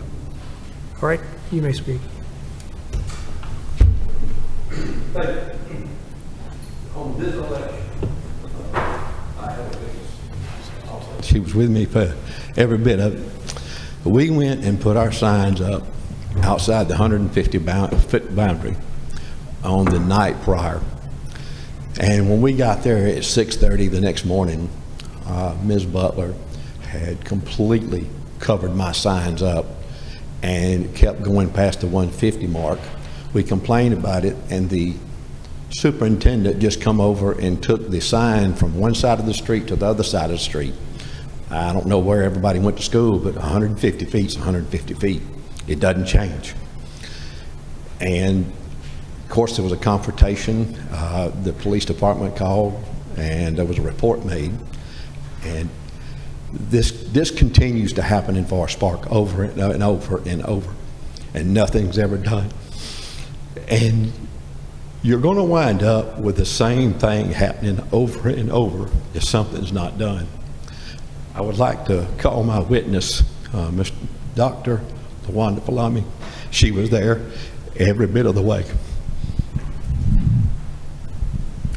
Good morning. I'm in the morning time, Chair. I don't know if protocol is going to allow this, but of course, I was on this journey throughout. I started out in the beginning, however, my choice and what we stand for in the city of Forest Park was way beyond what we saw on this particular morning.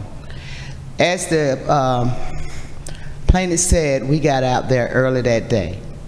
And then we returned that following morning to see that Ms. Butler had placed all her material and her team in front of Mr. Smith, I guess you say campaign signs. So to get a track record of this, I called the PD for that city, which is Forest Park, to come out. And if you look in your report, you also should see pictures of the behavior that took place from an incumbent at that present time. And what that sent was a bad message when it comes to election. We always dealing with poll, distant, 150, as Mr. Smith said, 150 is just 150.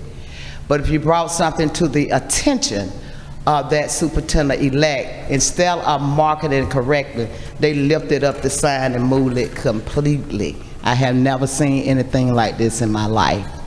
And I'm here today to plead with you that at least send this message back to Clayton County, the city of Forest Park, that this is just unacceptable. The burden of proof is there. The pictures should be in the file. We made sure that everything will prove what we are standing here today. We used the change of command to call our local public service to come out, take a report. But when we get back to the city, I can promise you, and I hate to promise something, we'll be back here 2023. I can guarantee some of you are back to you all. I just want to enlighten you just speedily what is going on. And we are here every other year for something of another. Somewhere we have to stop. This is where the buck stops. Coming here to say that we feel that our election is not being ran correctly, fair. As the constituents, we have that right. Yes, we do have our city attorney here, but at the end of the day, we the taxpayers. And we're not always wrong because we pay your taxes to pay you, but we come out and be the victim at the end when we are the constituents that trying to regulate the right policy. The law is the law. And if you abide by the law, this should never come up where another candidate should have a incumbent place signs in front of, here's a move it. So I yield back unless my colleague here have something to add. So thank you all so much. Thank you. And you are who? Mr. Chairman, my name is Michael Williams. I'm the city attorney. I'm here representing the city clerk in her capacity as the election superintendent. I'm certainly not here to speak to any of the election exuberance or any of the behavior that the campaigns has between each other. I'm here to speak to the facts that were investigated by your investigator. The fundamental issue at stake was whether or not the 150-foot rule was violated.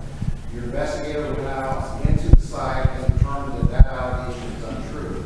It's as simple as that. So we would just humbly urge you to follow the recommendation of your investigator who was on site, who investigated, who interviewed all the witnesses, and determined that the allegation at heart was untrue.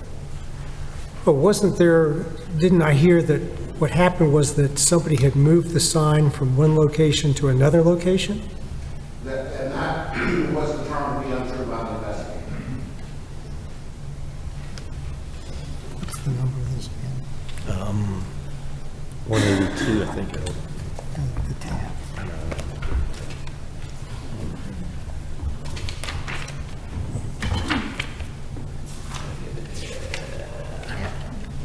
Tab 24,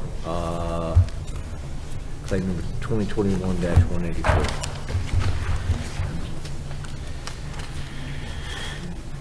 You may be seated.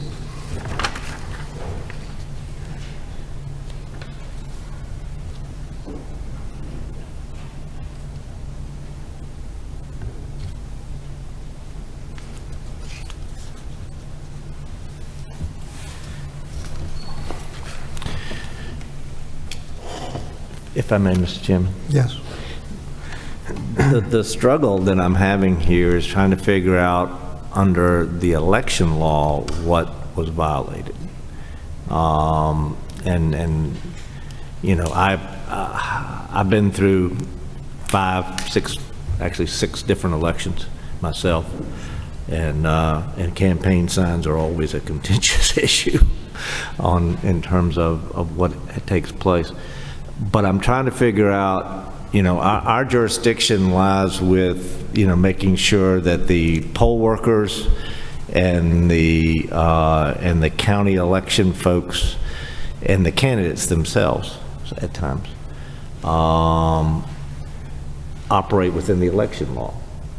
And I'm trying to figure out, you know, and I understand the frustration that you have. You know, you put up signs the night before the election and somebody else comes along, you know, and either takes them down or puts their sign directly in front of yours. It's a frustrating situation, but I'm not sure where, and I'm still struggling to see where underneath the election law, which is our narrow jurisdiction, we don't have broad jurisdiction, as opposed to, for instance, somebody committing criminal trespass or someone doing one of those other things with your signs. I'm just trying to figure out where underneath our narrow jurisdiction we have jurisdiction. That's my struggle. Not that I'm approving of anybody else's conduct. And so I guess I need to know what specifically you feel the poll manager or the election official in that did. That's my narrow concern here, that I think. If you can understand where I'm coming from.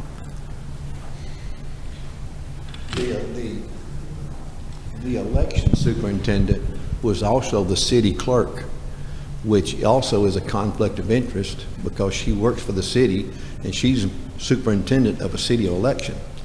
There's an ethics violation here, I'm sure. Along with what they did with me. If I could interrupt, I appreciate you being here and I appreciate everybody, but I have very specific questions with very specific answers.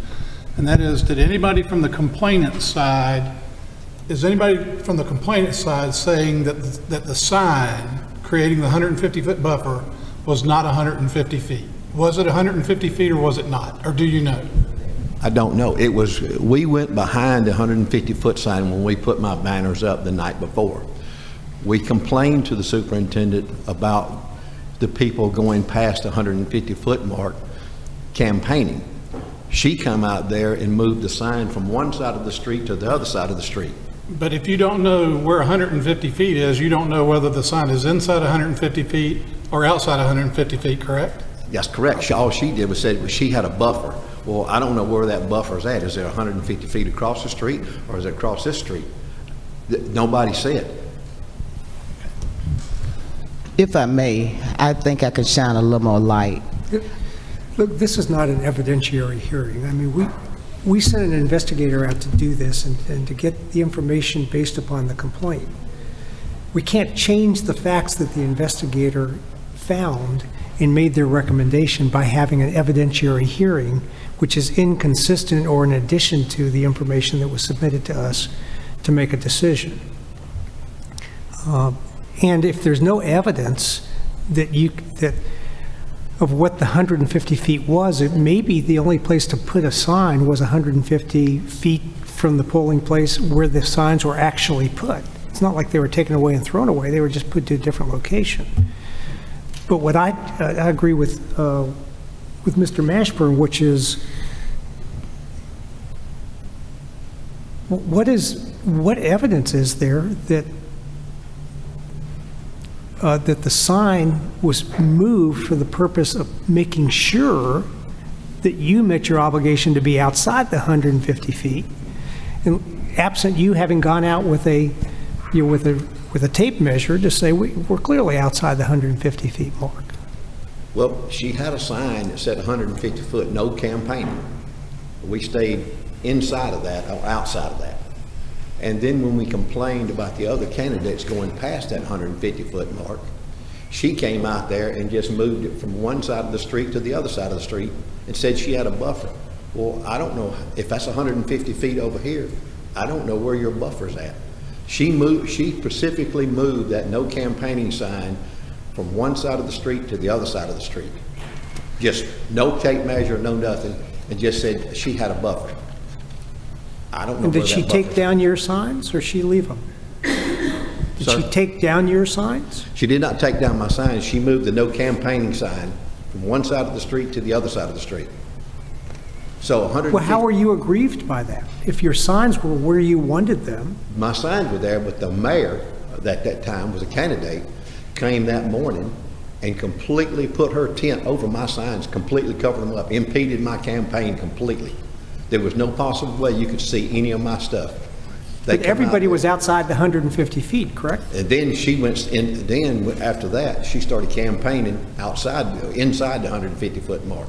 That's when the superintendent come moved it. But the campaigning within the 150 feet mark, I don't think is part of your complaint. The complaint was the way the ethics violation that she did by covering up, impeding my campaign. The Well, first of all, superintendent. look, the rule is, now that I know this more clearly, you can't campaign within 150 feet.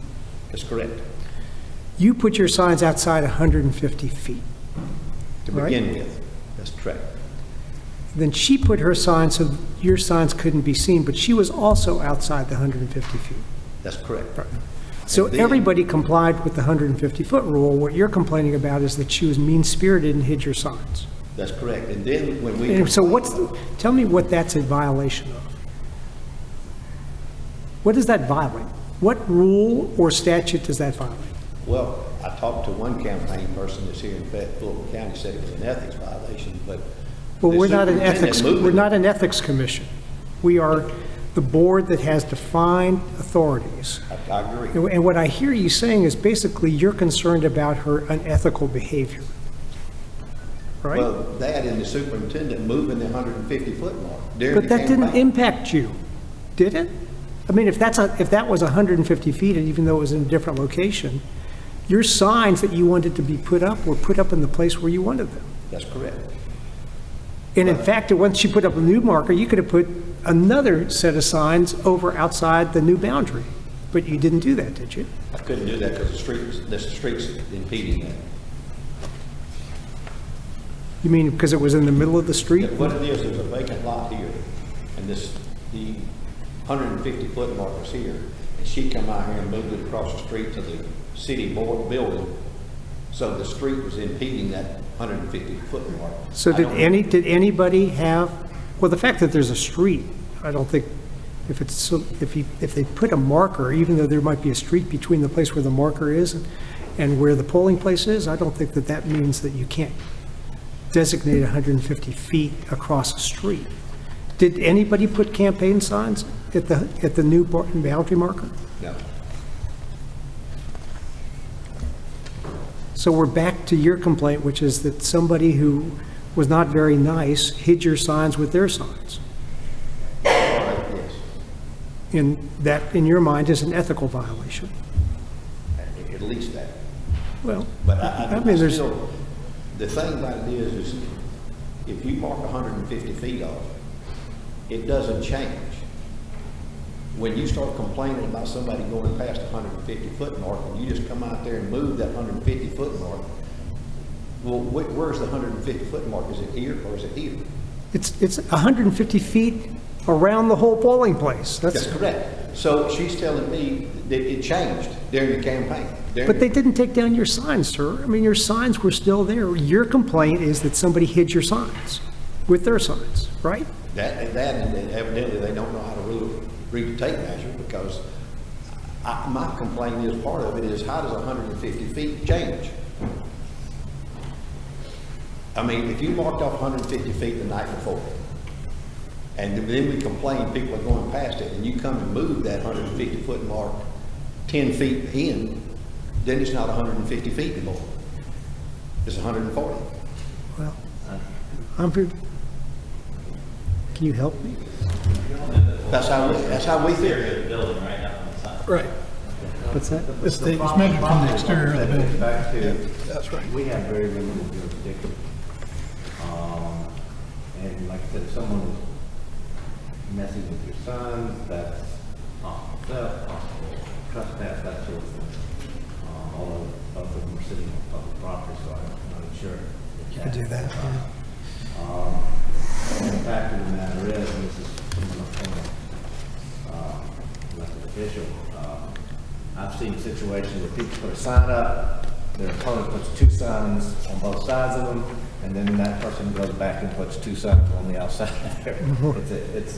It's a frustrating game that takes place for people trying to win a serious office. The problem comes in here where I just haven't seen where within our narrow jurisdiction.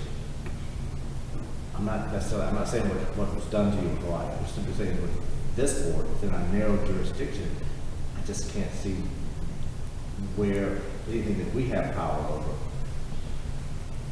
we could do anything. I mean, I just want to make sure you understand. And it's frustrating to you. You're going to be frustrated. So I'm afraid that probably is the only answer that we have right now.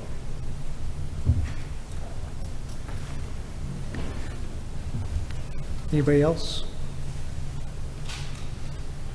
All right. Is there a motion on this? I'll make the motion that I appreciate the complainant's concerns, but the burden of proof as to where the 150-foot sign was placed has not been met by the complainant's side. And so without, the first fact that we got to know in a 150-foot case is where's 150 feet? And the complainant said he didn't know whether the sign was marked at 150 feet or not. So if the complainant can't establish the 150-foot marker, then we have no basis to go forward on a 150-foot case. So I move that it be dismissed. Is there a second? Second. Any discussion? All those in favor say aye. Aye. Opposed, no. The case is dismissed.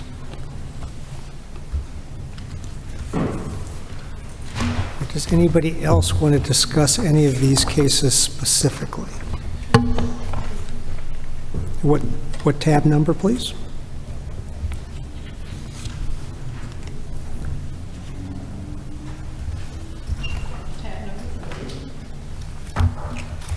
Okay, tab number 8, which is case 3. All right, which is case 2020-225. Okay?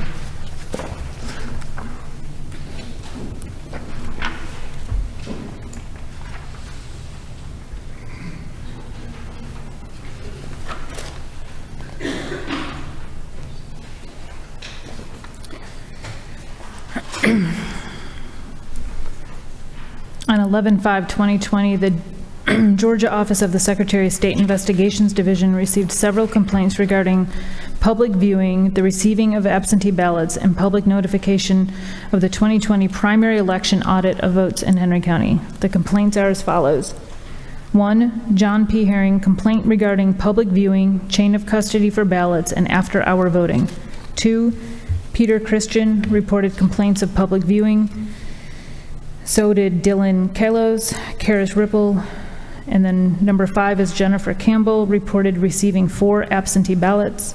6, Bob Jessup reported he was not notified regarding the Henry County November 2nd, 2020 general election audit.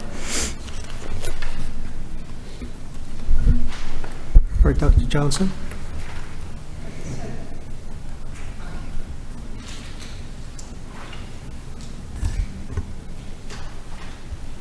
So my question is, were the complainants contacted?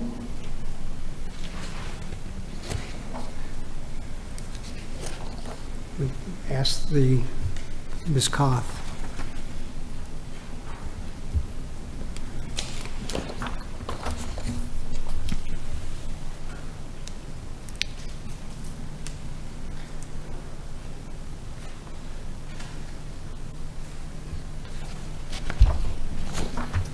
It doesn't specifically say, but I would double check on that, but he's very thorough.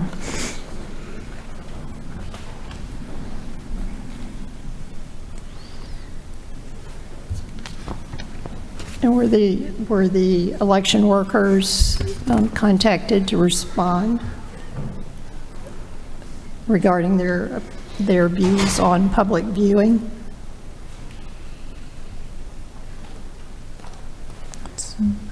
I'm sorry, what was that question? So was the election department contacted to ask about its policy on public viewing?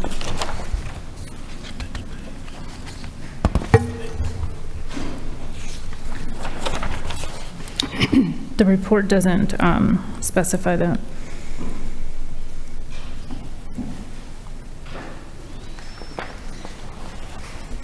And I was unclear how House Bill 267 applied to this complaint.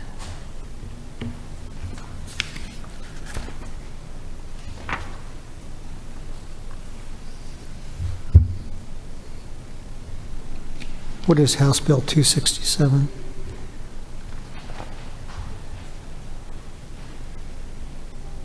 House Bill 267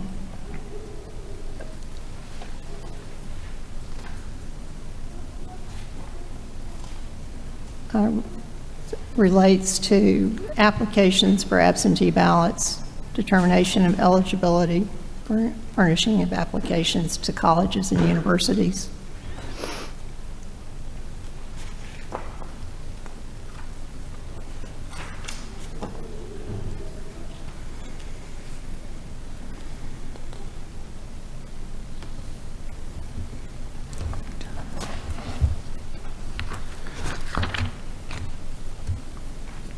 Anything else on this? Any other board members have a comment about complaint?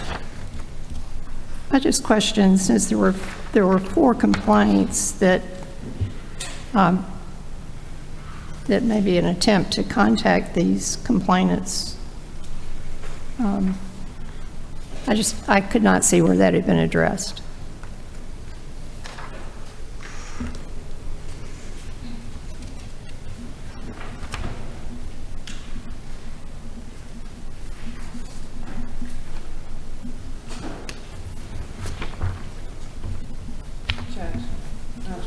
I'm reviewing this. I do have one question. One of the complaints suggested that a voter, Jay Campbell, received 4 ballots. Was that substantiated?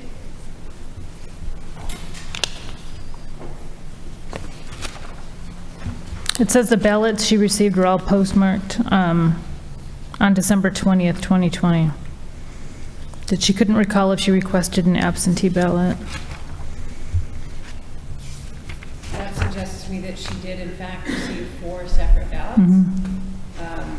So if that is the case, I move that we continue this case to look into that further and to find out exactly how that happened, and to give the county an opportunity to respond.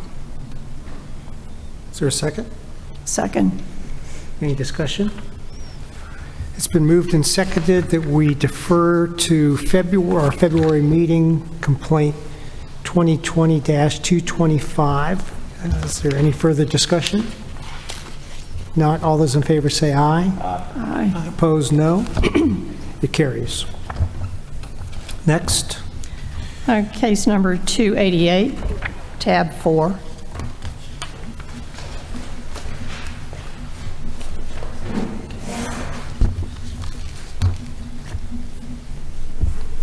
Scott, can you summarize that for us? On December 30th, 2020, Greene County Election Supervisor Kathleen Mayers reported that voter Taylor Williams voted in person on December 28th, 2020 during early voting. Williams had been issued an absentee ballot by mail and canceled the ballot when voting in person.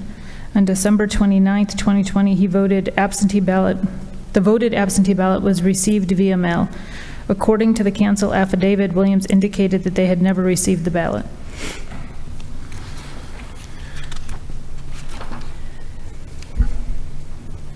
So the question here is, what is a voter to do if the ballot is is sent and not received or accepted by late in the early voting period.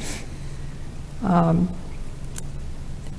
the wording of educating poll workers that they need to specifically ask and note whether the ballot was received by the ballot received by the voter or received by the election office, and by whom. These are rather confusing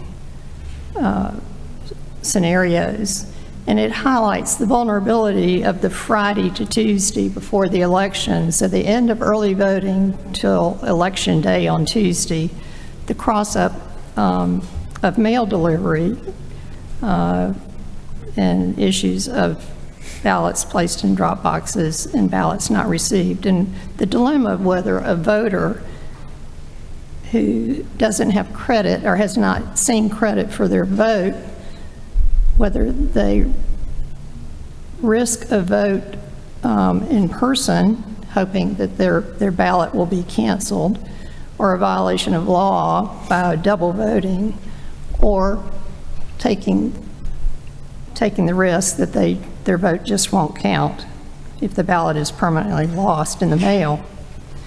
So to me, it's just that sort of mind the gap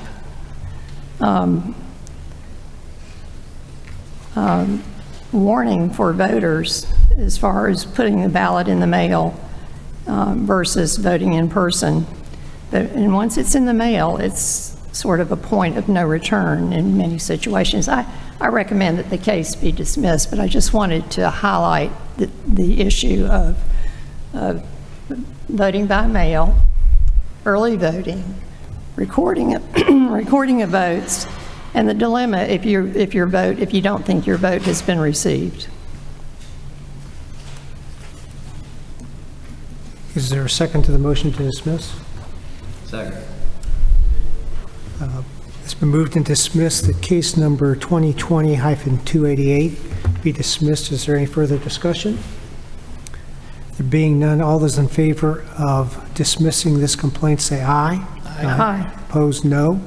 Motion carries. Next. Case number 101, What tab is that? tab 5.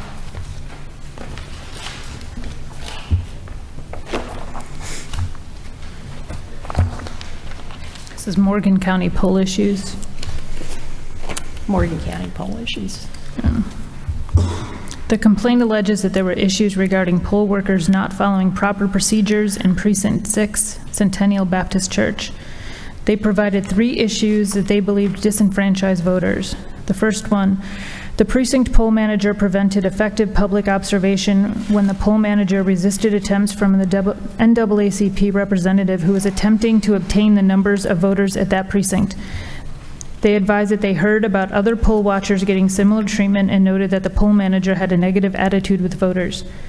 2, voters were not allowed to scan their ballots into the machine due to an issue with voter access cards, so they had to use emergency paper ballots. Due to this, if a voter who accidentally marked multiple candidates on a singular race would not be alerted to the error and could not correct it. They also noted that at least one voter's vote did not count due to this. They advised that they observed the poll manager later opened the secure ballot box and scanned the paper ballots while on site. 3rd, in the West Morgan precinct, while the cards were not working, some voters voted on the BMDs when the poll manager used her supervisor card and manually entered the ballot style. They advised that approximately 36 voters were then given the wrong ballot because of this.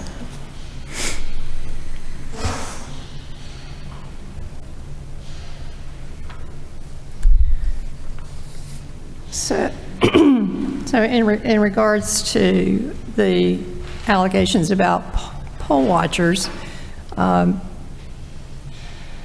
OCGA 21-2-408 says that poll watchers may be permitted behind the enclosed space for the purpose of observing the conduct of the election and counting and recording of votes. So I don't.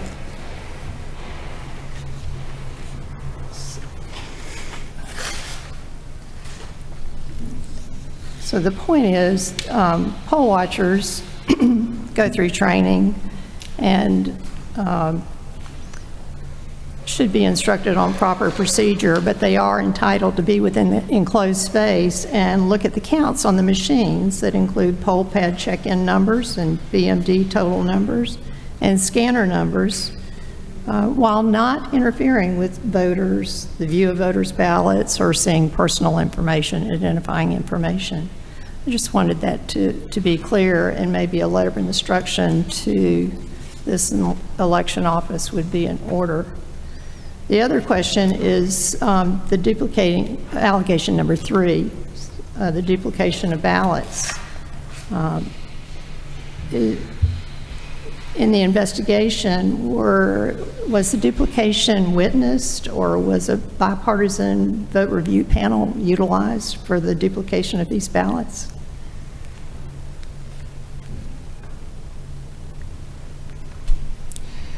I'm sorry, what was the question?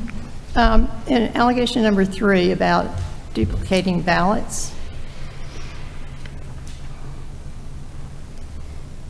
It said that 22 to 25 voter ballots to be the wrong style, so they could not be accepted to the ballot scanner. This error was discovered, and at the direction of the Secretary of State's office, the precinct converted those ballots to the correct style and were able to successfully scan them. The election supervisor provided the poll workers with the correct activation code, which fixed the error. so They had the wrong activation code in the beginning. my question would be, were the poll workers that were duplicating the ballots, was that witnessed?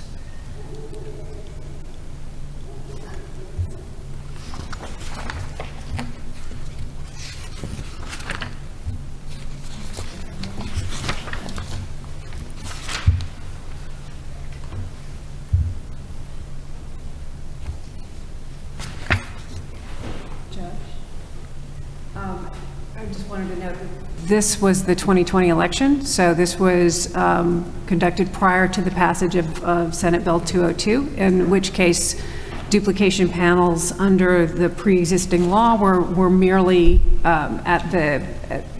conducted by the county itself. So there was no requirement at that point that it be conducted with external monitors. That has changed, and that is necessary under current law, but under the law that was in place when this took place, there was no requirement for party monitors for that activity. Thank you.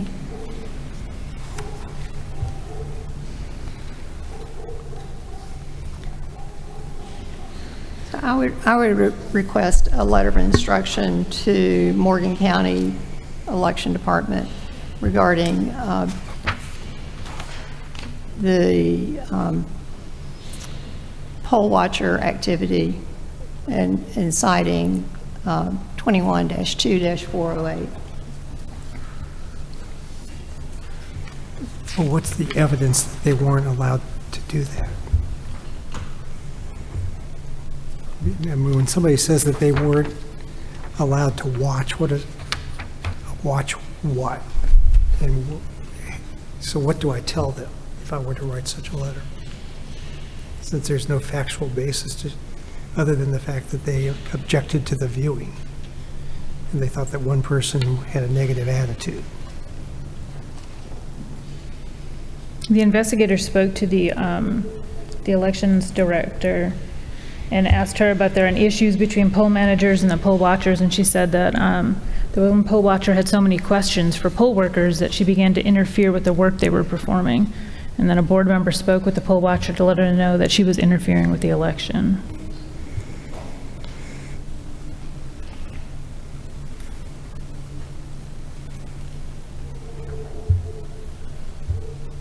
So for the findings of allegation 1, it said the poll workers not providing the poll watcher with voter numbers did not prevent the poll watcher from effectively observing the election.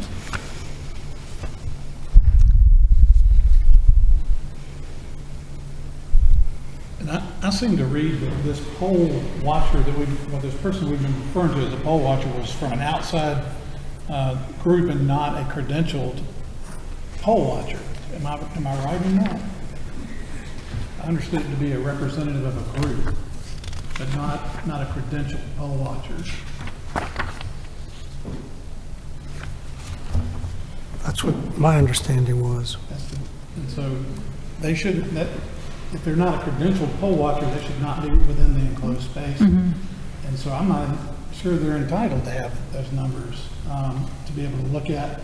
Although the number of people who have voted is something that I frequently get, whether I'm credentialed or not. And it's an important public number, but I don't think if this wasn't a credentialed person, that their rights were violated as a non-credentialed third-party representative. That's a good point. Were these credentialed poll watchers? No, they should have been like an observer. They use that term. Okay. So They these were should have said observers. observer, yes. All right, never mind.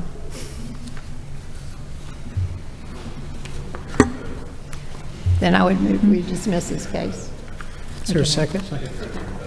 It's been moved and seconded that case number 2021-101 be, let me make sure this is the right one, be dismissed. Is there any further discussion? There being none, all those in favor of dismissing the case, please say aye. Aye. Opposed, no. Motion carries. Next. Okay, case 118, tab 6.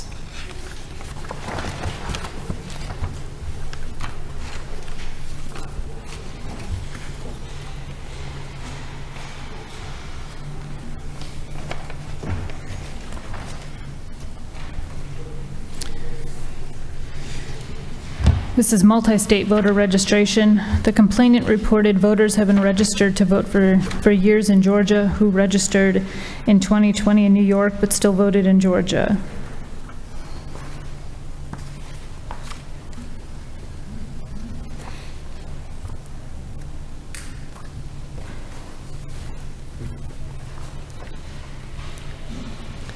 Comments?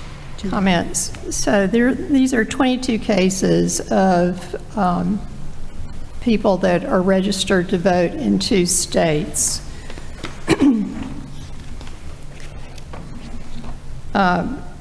In particular, registered in Georgia and New York.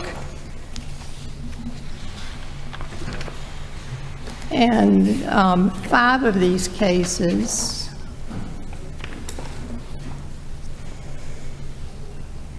indicate that the voter voted in New York and then subsequently voted in Georgia, which is seems to me a violation of Georgia law. Once you vote in another state, you're canceled, your residency is canceled in Georgia.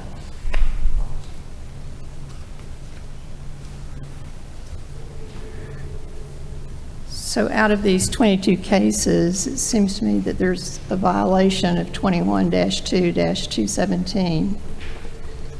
And so I would like these to be investigated further. In order to register in New York, the applicant has one of the requisites for registering in New York is to not claim the right to vote elsewhere. So when a person is already registered in Georgia and then registers to vote in New York, they're claiming that they don't have the right to vote anywhere else. And it actually asks that on the New York voter registration form. But once a person votes in another state, their residency status in Georgia is canceled and they are no longer an eligible voter. But these 5 individuals voted in Georgia by absentee after they had previously voted in New York.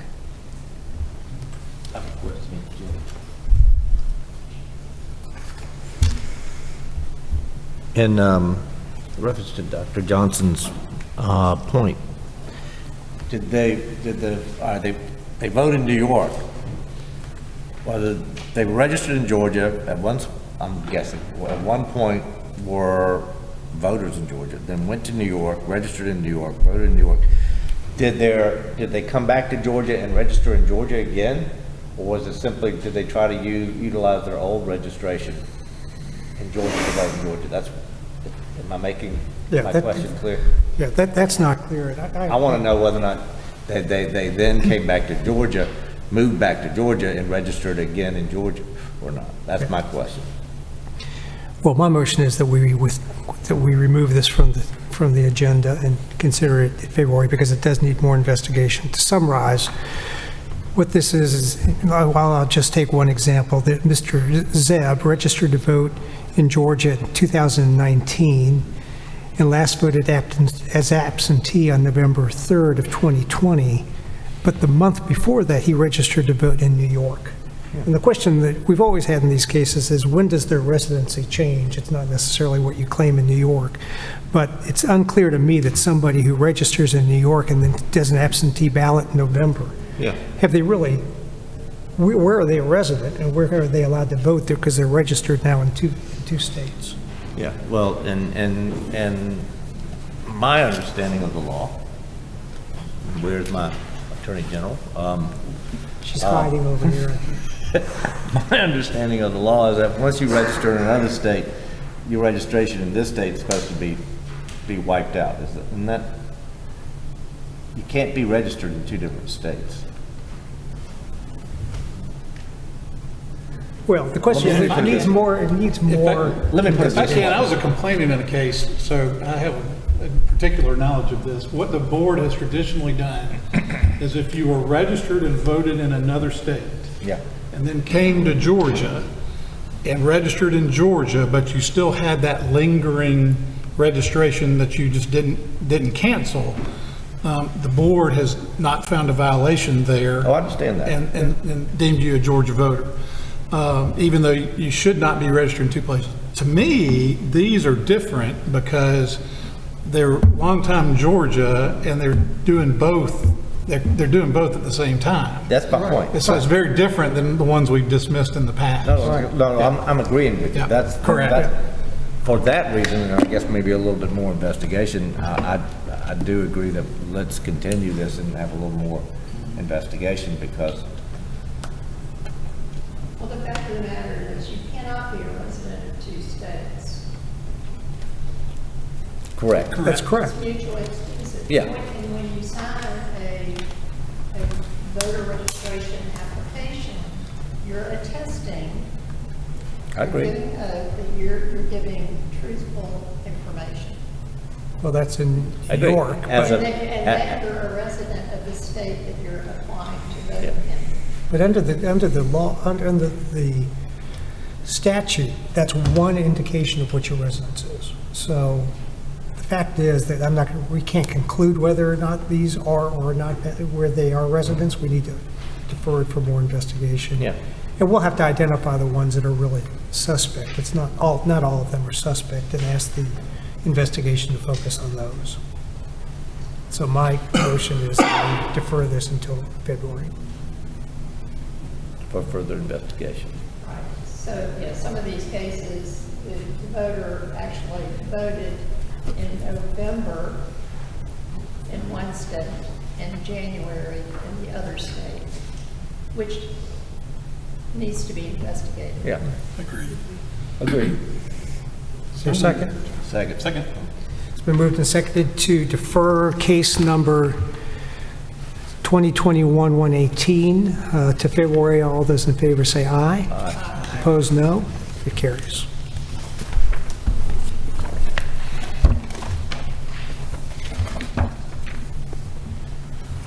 Any others? The next case, we have 7.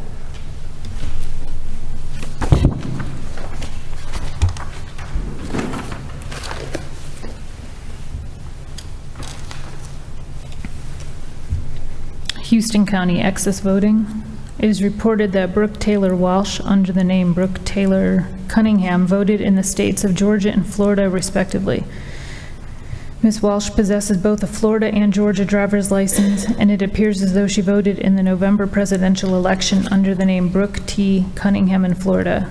Ms. Walsh did vote in Houston County, Georgia for the January Senate runoff election, but she did so under the name Brooke Walsh.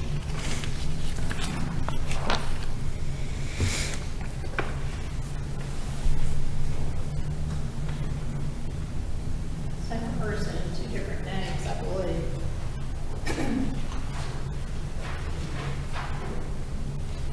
And it's the same issue, that she voted in Florida, which should have disqualified her from residency in Georgia and not be eligible to vote in Georgia. Well, I don't think it per se disqualifies her. The concern I have here is that she voted in 2 states. It seems to be the real problem, to me.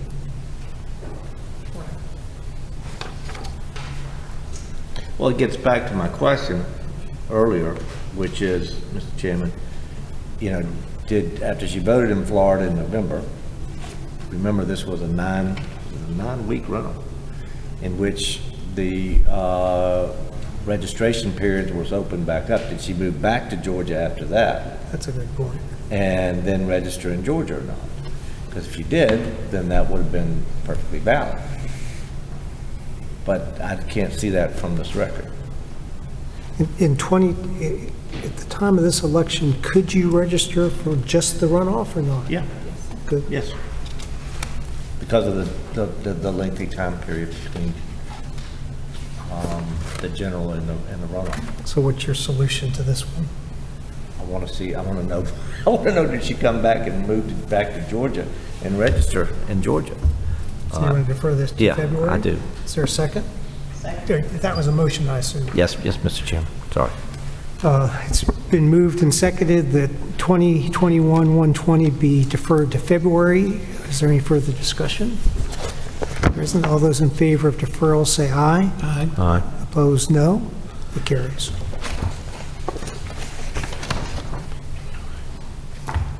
How many more do you have, Dr. Johnson? Because it's noon. I have one more. Okay.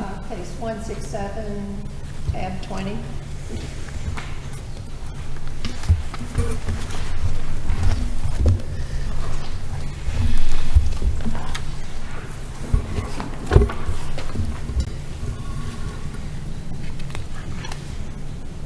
Lumber City absentee ballot fraud. The complainant, Nikki Stagel, reports Alice Strong and Barbara Quinn filled out Pete Clark's ballot and they did not sign as assisting. Mr. Stagel further alleged Alice Strong and Barbara Quinn took ballots to the poll of voters that they were not related to.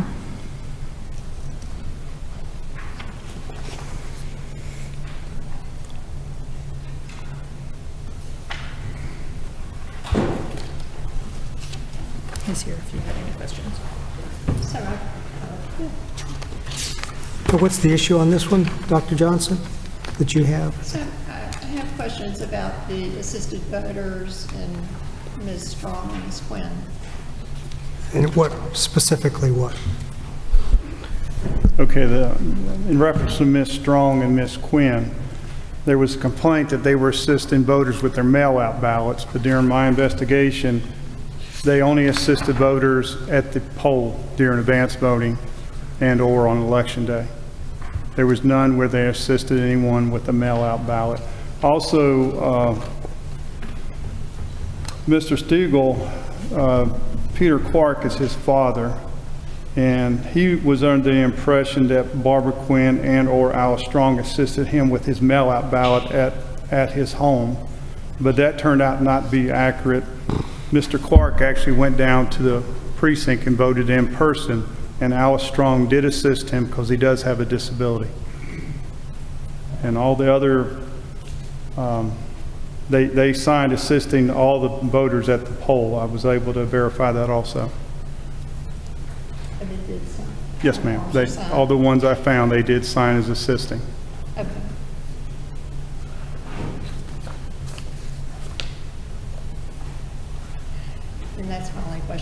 I'd recommend we dismiss that. case. Second, Mr. Chairman. Been moved and seconded to dismiss complaint 2021-167. Is there any further discussion? There not being any, all those in favor say aye. Aye. Opposed, no. Motion carries. Or does anybody else have any others? No, Mr.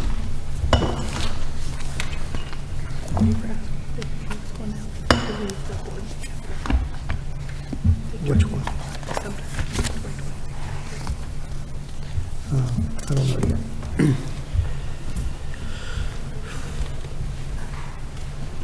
So there are no other proposed to be dismissed or recommended for dismissal cases to discuss. Is there a motion to dismiss the cases which had not been dismissed previously? Second? Second. All right, it's been moved and seconded to dismiss all the cases that are proposed and listed under cases recommended to be dismissed, other than those that have been already dismissed. Or otherwise handled. Or otherwise handled. What's otherwise?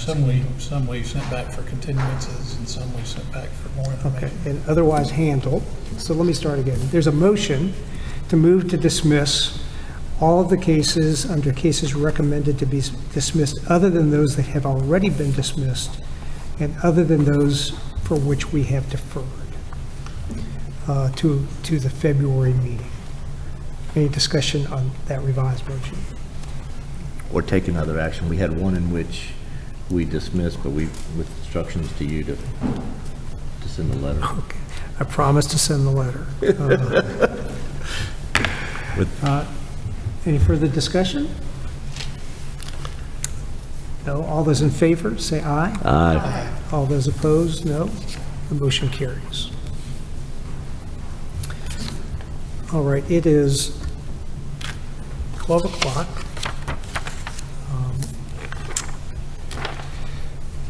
There's been a late request from an attorney from Sumter County, is it? You should always let me know this earlier if you have a conflict later. I thought it would be faster. We can wait. Mr. Howard has a board meeting tonight, Saturday at 4:30, and I was figuring we thought it would be okay. We could Right. be first after lunch, that would be better for Right.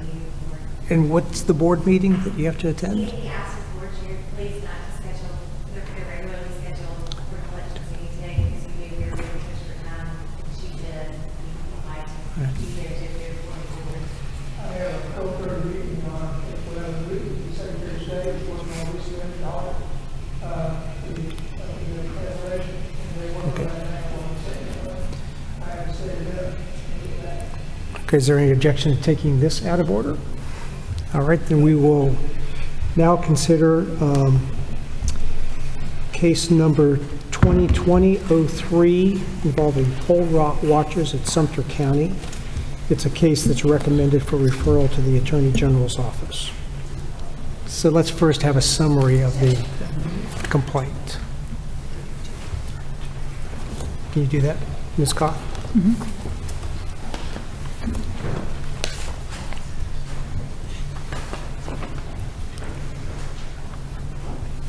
This is 2020-003, Sumter County Poll Watchers.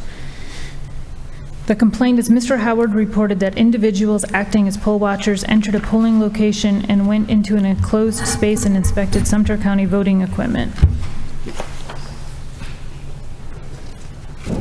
Sumter County Election Supervisor Randy Howard reported that members of the Constitutional Party of Georgia gained access and took pictures of election equipment the day prior to the March 3rd, 2020 special runoff election. The election equipment was located at the airport polling location, and an employee thought the group was with Sumter County Election Office and gave them access to the equipment. The employee was identified as Holly Lott, who said that she felt the females presented themselves as if they were there to check the equipment, and at the time, she thought they were there with a local elections office. Ms. Lott felt that the females misrepresented themselves in order to gain access to the equipment. Ms. Lott accompanied the females to the room where the election equipment was located and observed one take what appeared to be a selfie. Ms. Lott said the females never touched the equipment, and she reported the incident to Randy Howard. The room where the election equipment was locked, and only Miss Lott and her boss had keys. Miss Lott did not ask the females for identification. The election equipment was immediately checked by IT personnel, and everything was okay, and none of the seals had been broken. Mr. Howard misplaced the file containing the poll watchers' information and supporting documentation regarding the incident. Investigator Blanchard spoke with Angie Allison of the Constitutional Party of Georgia, who claimed they had no record of any poll watchers being in Sumter County during the March 3rd, 2020 special runoff election. The Sumter County election supervisor, Randy Howard, was unable to locate the file containing the poll watchers' information and supporting documentation pertaining to this complainant. So the potential violations: Sumter County Board of Election and Registration, Randy Howard, election supervisor. There's evidence to suggest that Sumter County Board of Election and Registration and Randy Howard violated OCGA 21-2500, subsection A, delivery of voting materials, presentation to grand jury in certain cases, preservation and destruction of unused ballots, when Randy Howard failed to properly store the file containing poll watcher information and supporting documentation pertaining to this complaint. Mr. Howard ended up losing the file, and the poll watchers were unable to be identified. Sumter County Board of Election and Registration, Randy Howard, election supervisor, Holly Lott. There's evidence to suggest Sumter County Board of Election and Registration, Randy Howard, and Holly Lott violated SEB Rule 183-112.04, subsection 6, when Holly Lott failed to properly check identification before allowing 2 unidentified females to gain access to secure election equipment. Okay. What is your number? 48. Well, I'm Hayden Hooks, and I'm the Sumter County Attorney, and I appreciate y'all accommodating us so we can get back to Americus this evening. We don't disagree with the facts, but I would just submit to you that we don't believe that the facts match up with the rule or the statute that Ms. Lott and Mr. Howard are being cited for.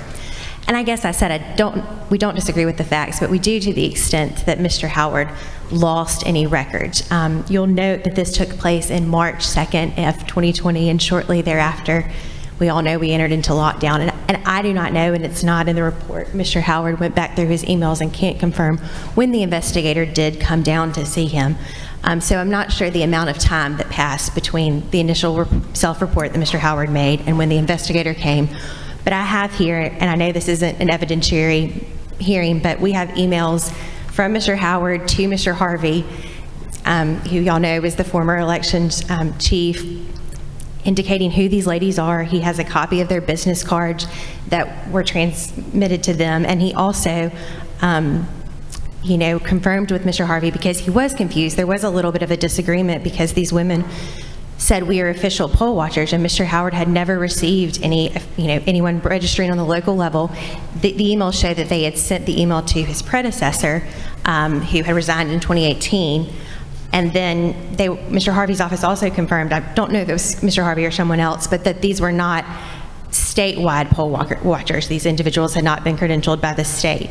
And so to the extent Mr. Howard was supposed to maintain records of the official poll watchers, these individuals were not official poll watchers. But also the statute that is cited is the statute that Ms. Gazelle, I believe is how you say it, referenced earlier, talking about the duties of storing information, and that statute focuses on securing your returns. There's nothing in that statute that says anything about your poll watcher records.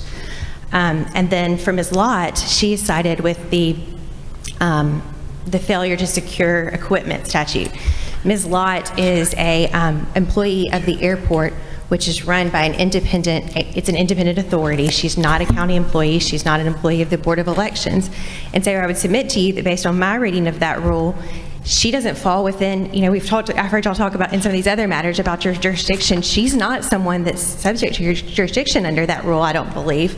And even still, the duty under that statute is that reasonable steps should be taken to secure the equipment, and I would submit that reasonable steps were taken. These machines were placed in a secure location. They were in the conference room at the airport, and only a few people had access to that room. But when individuals come and she had an official badge and misrepresent who they are, and and people who aren't who aren't trained because they're just the employees of the places that we're getting for free because our budgets are so limited to use that their guard is not as up as much as if, these people were actually later called at another polling place trying to do the same thing by someone who was an official poll worker who had been trained on the importance of security. But this is a third party who just hadn't gone through the training. And I heard y'all earlier today talking about the need to have elections take place at non-official facilities. Well, if you think of, if we're going to start citing these employees of these non-affiliated facilities who haven't been trained, it's going to make our lives harder to try and find those facilities if the word gets out. I mean, Mr. Howard and I have really, we thought we were going to, when this first came up in August and Mr. Germany accommodated my schedule and moved this to December for us, and we thought we were going to lose the airport as a November polling place because the airport officials were so upset about Ms. Lott getting dragged into this. And so I would just submit that, there's some unintended consequences from this incident that Mr. Howard self-reported. He was trying to do the right thing. He was reaching out to the Secretary of State's office for assistance. I believe the woman involved in this complaint is well known to the Secretary of State's office as kind of being a little bit of a troublemaker. And now we've spent our morning driving up here from Atlanta, and we just ask that you would consider maybe a letter of instruction or a dismissal since the facts don't really add up to what has happened here. And if y'all want to look at the emails, you will see he actively participated in trying to get this information to the Secretary of State's office. And I'm not sure where the disconnect came from. Well, let me respond to that. I would say that somebody who elects to hire a third party to keep secure information that's critical infrastructure for voting would have taken further steps to say, if we do this, let me tell you that you cannot let anybody in this building. And I'll give you personal instruction rather than trying to excuse the failure to do that by saying that because they weren't a county worker, they weren't personally instructed. Well, and I don't disagree with you, but I didn't want to go through the play-by-play, but I think Ms. Lott has the flu, and I think if she were here, she would tell you that their procedure, we have, we're a little small county, we don't have the resources that some of these larger counties have, and we're certainly understaffed on deputies. We couldn't have a deputy secure each of our 11, we just don't have enough deputies on each shift to have that be an option. But but say, Mr. Howard had talked to her. She knew she wasn't supposed to, but the procedure that the county has done for years is that the inmates at the Correctional Institute bring the machines, they get locked up, and then the poll workers come in and unlock them and get them ready before Election Day. And so the poll workers, it's any county attorney, any county official will tell you it's hard to find poll workers. It's not like they work 52 weeks out of the year like most people do. It's only a certain number of days, and so they change a lot. And so when someone comes in, you're doing your job, and someone comes in and says, hey, I'm a poll watcher and not a poll worker, I found myself using those words interchangeably in a call last week. And so, I hear you, and we did. It was just kind of people, they actually called them the next day trying to sneak in behind, to watch the elections after they'd been told not to. They were trying to come in the back door of the airport. And so we're focusing on the wrong people, I would argue, when there are people who are trying to trying to interfere with the elections. But Mr. Howard can answer your questions about the training if you'd like. Well, this is, as I've said earlier, and I think you were here, that our function is to determine whether there's something that we ought to refer to the Attorney General's office.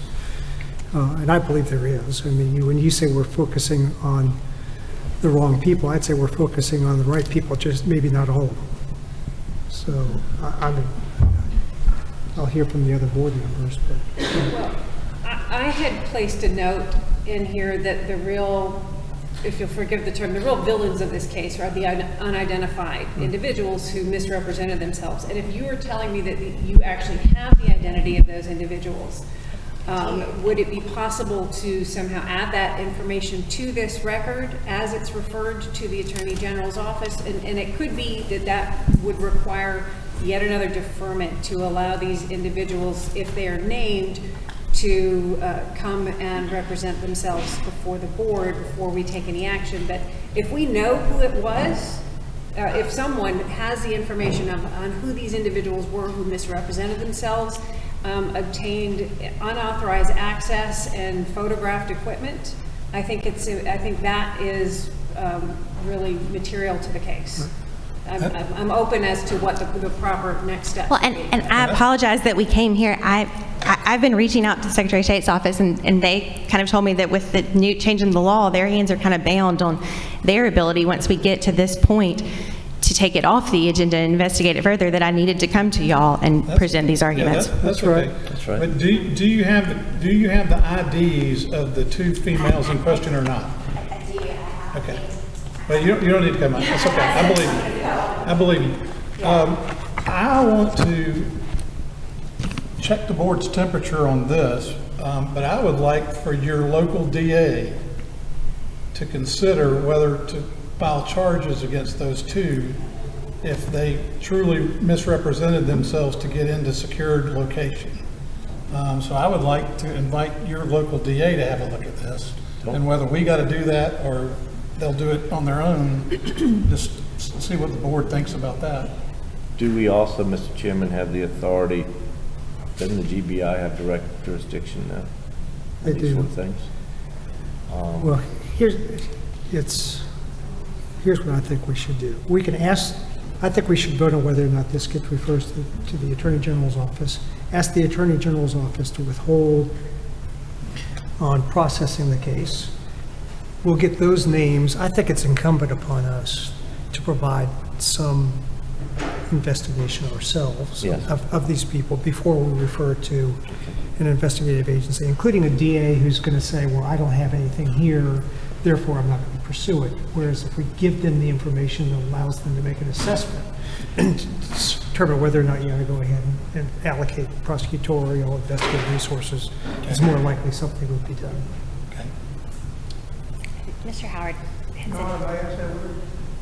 Yes. First of all, I want to thank you and the board for allowing us to come here today and speak for you for a second. Can you hear me okay? Yep. My name is Randy Howard. I'm supervisor of Sumter County Elections. On the day in question is we had a runoff March the 3rd, and with Senator Cardin's office. I had 5 precincts to set up. We were setting those up. What we use is our work details, inmates, that is, the state inmates from out of the County Correctional Institute. And I pulled up in Andersonville, and I realized my correctional officer was having an issue with some folks. And I confronted them, and they were throwing paper up, and they had the right to do this, and they had the right to do that. And it was intimidating the officers and the inmates sitting all around. I said, you're not going into the precinct while they set up, you're not going to be around the inmates. And once we get things set up, you come in and you had the proper credentials, then we may, I'll work with you. But otherwise, you're not going in there now until we get the inmates leave and we get everything set up. And the issue was they was hollering and fussing at the guards. So I told them the best thing they need to go on. But at that time too, that's when Larry Chitwood, who's one of our supervisors, was going behind Chet and make sure everything was set up, come back and tell me that some ladies had been at the airport and conned themselves into that. And so I got to talking, I realized who it was Marilyn Marks, who was a Constitution Party, who actually had me in court at the time, suing me, and we, under Judge Rucker Smith, we meet the first part, and the judge was considering dismissing the second part. So I knew that I had a conflict and I could not get involved. So I called Chris Harvey, who was the election official at the time. He told me, call me anytime. I had a cell number. I said, I got a problem down here. And he told me, I explained to him what I had, and he knew about the situation with the election, because they were involved with us too. So he said, I'll have an investigator come down there and work on it. We know who the ladies are. One in Maryland, and they have a group, and they split up when they come in the counties. They hit Dooley County, Chris, all of these counties, just walk them in, try to intimidate people and get into it. As our procedure is, you uphold washer. Most people locally, they, hey, Randy, I send me information, and you're going to be a poll watcher. I get them ID, I go with them by the arrival letter, the state poll watchers, which I don't think I had about 2 since I've been there since 2019, come in. I meet them out there. The poll managers won't let them in. I check their credentials. If they are, I introduce them. We show them around the place. I can answer any questions they want. You know, I try to be very open. It's our policy to have an honest election, also to have very transparent and not hide everything. It's my background. I was law enforcement 31 years, sheriff 24, also a county commissioner, also worked with Homeland Security for a while, and I just don't want my name tarnished. And I know it's wrong, but I do not have a case where I didn't investigate because Chris said that we would have an investigator come down there. I provide him names. Also that same day, the county commissioners, James Gaston, chairman, as well as Carson Walker, and I believe it was Phil Deese, talked to those ladies at the courthouse who came in. And it was Marilyn and the other, was the lady, one lady that did a lawsuit was different. So it's a group of them. And then there's another group that comes to travel around. So what happened is I did not turn away any poll workers. If there were poll workers, I've been honest, been able to work with them. And I did get information later on from Chris when I got back. See, I'm a one person. I'm the only full-time person he is there. At that time, I had a part-time, but she was in the office. I use hourly people. The whole county works together on elections for security and setting up. But at the airport, this young lady here, she has worked with us. She has always been honest. You know, he has to keep the key because of, you know, a fire or whatever it is. And also my poll workers come in. We put all our materials up on the doors and the walls the day before. So people go in and out of that, but they're elected officials. And this young lady just got conned with Marilyn. She's a sweet talker. She is well-dressed, clean, and she knows all about elections. And she ought to run a scam and a con on like she did my commissioners prior to the lawsuit. But anyway, so we went there. But I don't understand what he's talking about ballots. All my ballots, even if there's any left over, they're blank. If they're emergency ballots, everything we have goes back into boxes. And they're heavy boxes, they got seals on them, they got stuff on front, well documented, and they are locked down, and they stay there until their statute of limitations. Well, I have not shredded the first ballot since I've been there. We know the statute of limitations is 2.5 years, or 2 years, but we have not shredded because we ain't had time. So many elections we've had.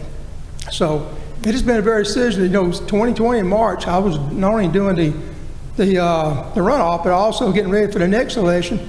Plus, I was closing down one Chandler's precinct because we didn't have enough room and setting up a new place to take early voting. So it was a very busy, and I ain't counting, and next thing I know, COVID pops in on us too. So it was a very hectic year, plus the presidential election and the cancellation of PPP. So every year, but I'll tell you, I'll be honest with you, I don't know of anything that I have destroyed, have been above board. I didn't go out and do a case file because I didn't know I needed to do a full-scale investigation. I would call the sheriff's office, who would probably refer me to the Secretary of State. But also at the same time, I thought they'll come in and just be investigating them instead of investigating me because, like I said, I jumped them in Andersonville, and then next when I found out the place, and I just told them, well, you don't do this. So the board met with them that afternoon. And I don't know of any documents that I might have destroyed, and I don't know of any, you know, said I should go for the grand jury. I'd be happy to go for the grand jury, tell them the facts.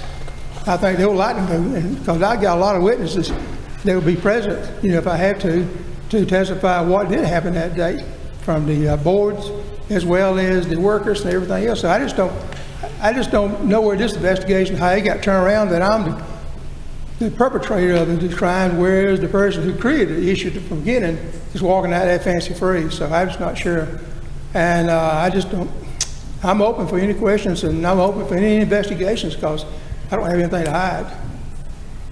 I just don't feel like I'm in a different world now with this stuff.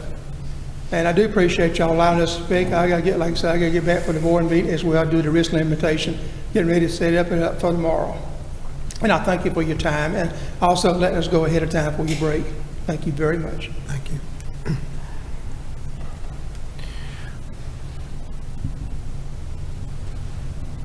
Well, first, one of the problems, I guess, with citing a full statute is that the word grand jury is in there. Nobody's asking you to appear before a grand jury. It's limited to the two things that are set out in the investigative summary. Any other board members have input on this based upon the matters that are alleged? Yeah, I just want to reemphasize what Judge Duffy said previously, and then come in and add to Sarah's discussion earlier. And so the problem that I'm having, just to be very plain with y'all, the problem I'm having is you had this room that's supposed to be under lock and key, but you have to share it with the people whose room it is. And so they have to have a lock and key. But the problem there is that, in essence, makes them a deputy registrar because they're now in charge of election stuff. And so you can't say, well, it wasn't our fault because somebody who we don't control did something, when it's y'all's control that's supposed to be the control. And so, you know, by arguing that she didn't do anything wrong because we have no jurisdiction over them, that points the target back at you. So that's why the investigation is looking at y'all's, because it's y'all's equipment and it's y'all's duty. And I don't disagree that there was a failure. I mean, obviously somebody got in that shouldn't have, but I guess I just also, I'm pleading with you about the practical realities of this. And in a small town with we have a lot of churches that aren't even handicapped accessible. I practiced in Atlanta for 5 years, and my precinct was the Cathedral of St. Philip. We don't have anything like that can. And so I hear you, but just think about the practical realities in small towns. The other thing I'd like to add is for the counties that are listening to this. When I started doing this 30 years ago, I would be the only person those people had ever seen. You mean you come to watch our election? Yay! We do this all by ourselves. You know, nobody's ever come down here before. But we live in a different world now. And so you got to be more careful, and you can't take people at their word any longer. And it's sad that that's the case, but that's the case. So everybody needs to double down on their precautions, because you do have people, and you do have people that'll post selfies and say, look at what I just did in this county, they don't have the proper protections. And so, you know, there are people out there looking to embarrass you. And that's a sad fact, but there we are.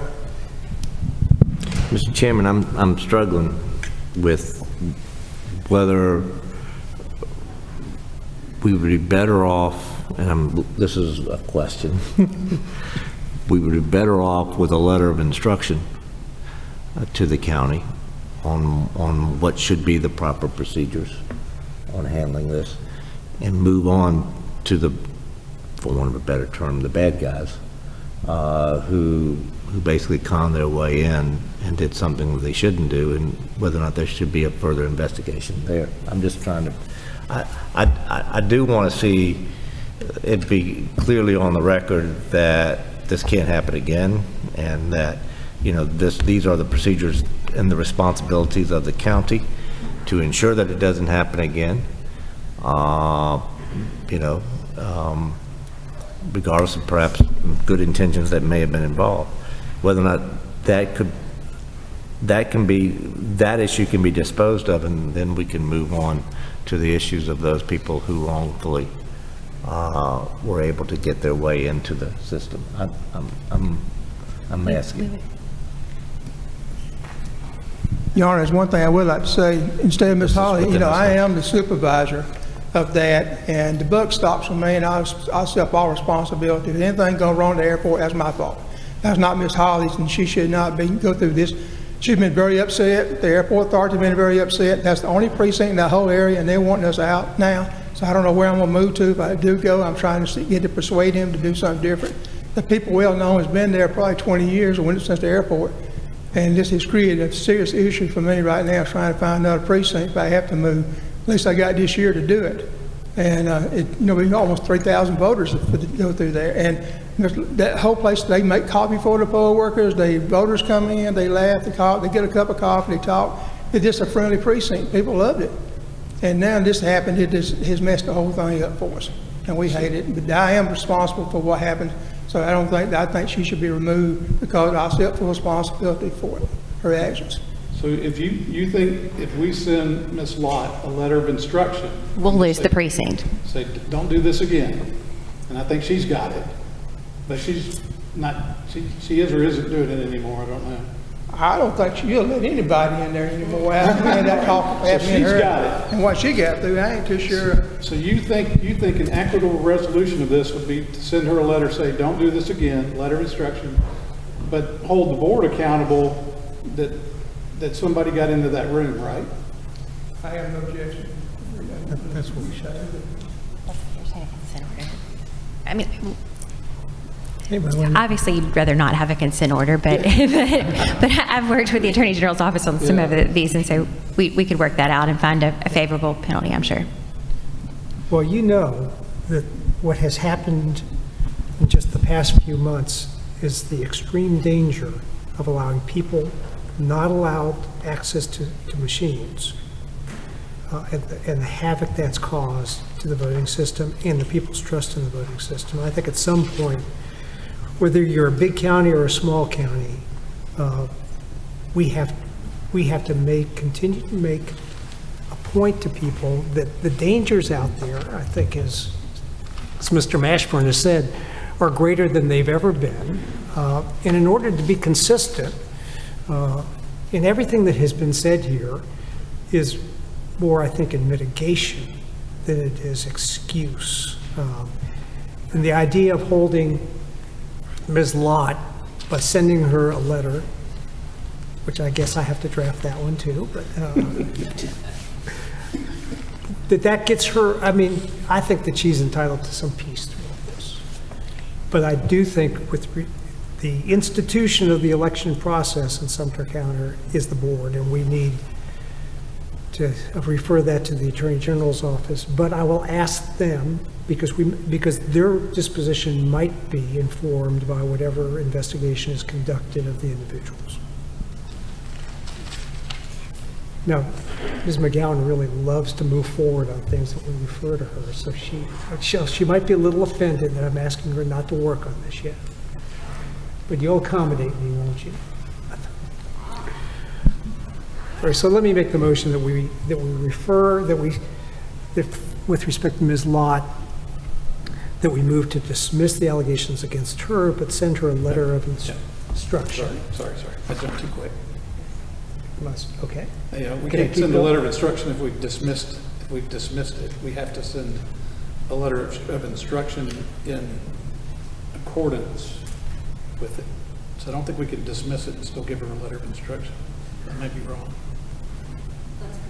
That's So we just find a violation and the remedy is the letter of instruction? Yeah. So I'll move that we find a violation, but that we not refer to the Attorney General's office and instead send a letter of instruction to Ms. Lott, which I will tell her that she is not going to be held personally accountable, nor is the airport going to be held personally accountable for any conduct that's been alleged. And then I also, in part of the motion, though, will be to refer to the Attorney General's office the allegations against the county. So moved. Second. Second. Any discussion? All those in favor of the motion, please say aye. Aye. Opposed, no. Motion carries.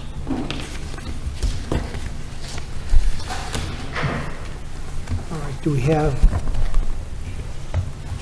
so we've taken that out of order. Now the CAB wants to take theirs out of order.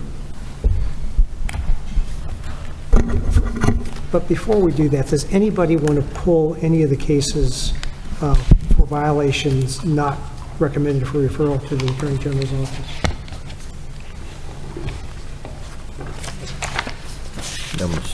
Because if that's the case, if there's anybody here, they've been waiting in line, it wouldn't take very long for us to resolve those. So we'll move on to the cases not recommended for referral to the Attorney General's office, which are cases 220-123, 221-114, and 221-180. Does anybody want to pull for discussion any of those three cases? No? Is there a motion then to move? I move to accept the recommendation. Is there any objection? Second. Any further discussion on the motion? It's been moved and seconded that we follow the recommendation to the board regarding case number 2021-23, 2021-114, 114, and 2021-180. All those in favor say aye. Aye. Opposed, no. That motion carries. Now we'll go to the final case, which is case number 2020-029, DeKalb County Election Day Issues, tab 33. And can you summarize that for us, please, Ms. Coffey?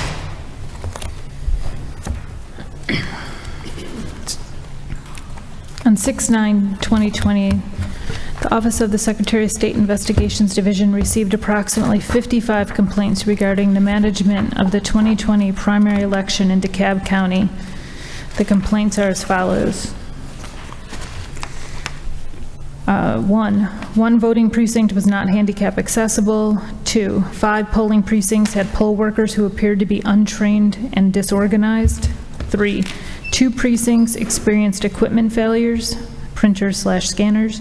4, 1 precinct had a pest issue. 5, 1 precinct received its voting equipment after the precinct opened. 6, 7 precincts did not open on time. 7, 3 precincts did not have enough ballot marking devices. 8, 2 precinct locations were changed without notifying voters. 9, 1 precinct had staff who interfered with the voting process. 10, 13 precincts experienced technical issues with the ballot marking devices. Due to the limited responses from the poll managers and the refusal of former DeKalb County election supervisor Erica Hamilton to provide the necessary records to complete the investigation, the investigator was unable to substantiate or disprove allegations 2, 3, 5, 6, 8, 9, and 10. There was no violation of election code for allegations 1, 4, and 7. The potential violations were for Erica Hamilton, former DeKalb County election supervisor. There is evidence to suggest that Erica Hamilton is in violation of OCGA 21-2-562 subsection B, neglect or refusal to deliver documents when she failed to respond to the Georgia Office of the Secretary of State Investigations Division request for records.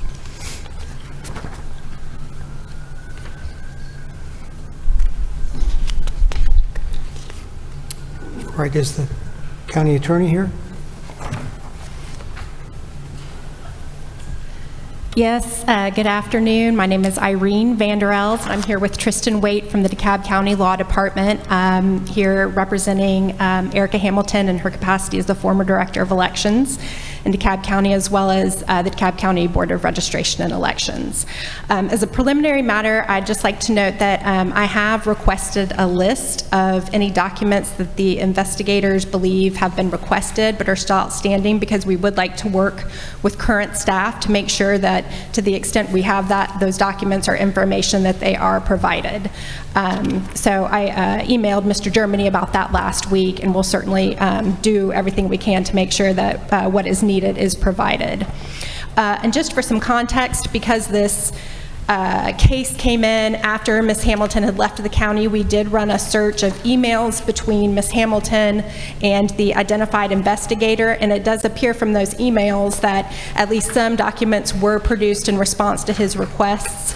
Ms. Hamilton and another staff member made themselves available for interview and were interviewed by the investigator, and that is consistent with Ms. Hamilton's recollection, as I understand it.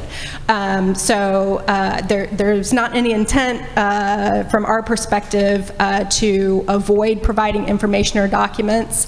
And again, we certainly, on behalf of the board and current staff, want to try to provide what has been requested.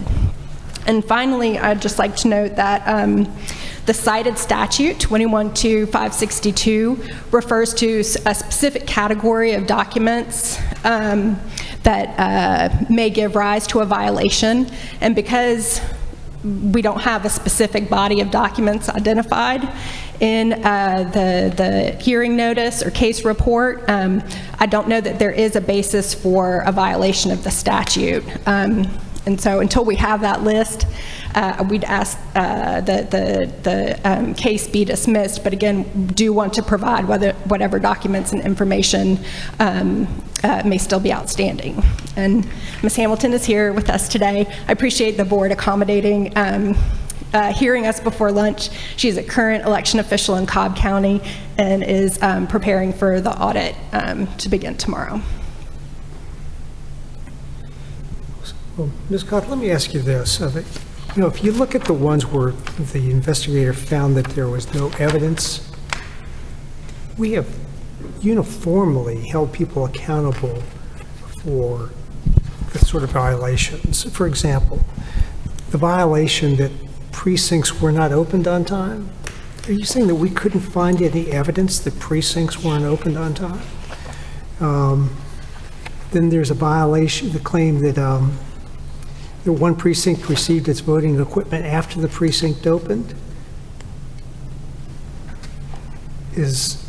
Why don't we have information about when it was delivered and whether or not there's a violation of the not having the voting equipment there on time?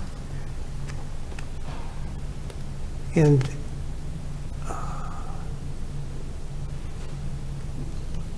I mean, there's even, there's an interview of Ms. Hamilton's, who was interviewed on, I guess, the second, on February 4th of 2021, where she stated she was aware that some poll pads reverted back to the advanced voting data. But there's nothing here about equipment not being delivered on time. I mean, these seem like such simple things to determine whether or not they were or were not true. Which number was that? That's allegation 5. Then there was an allegation that there were equipment failures.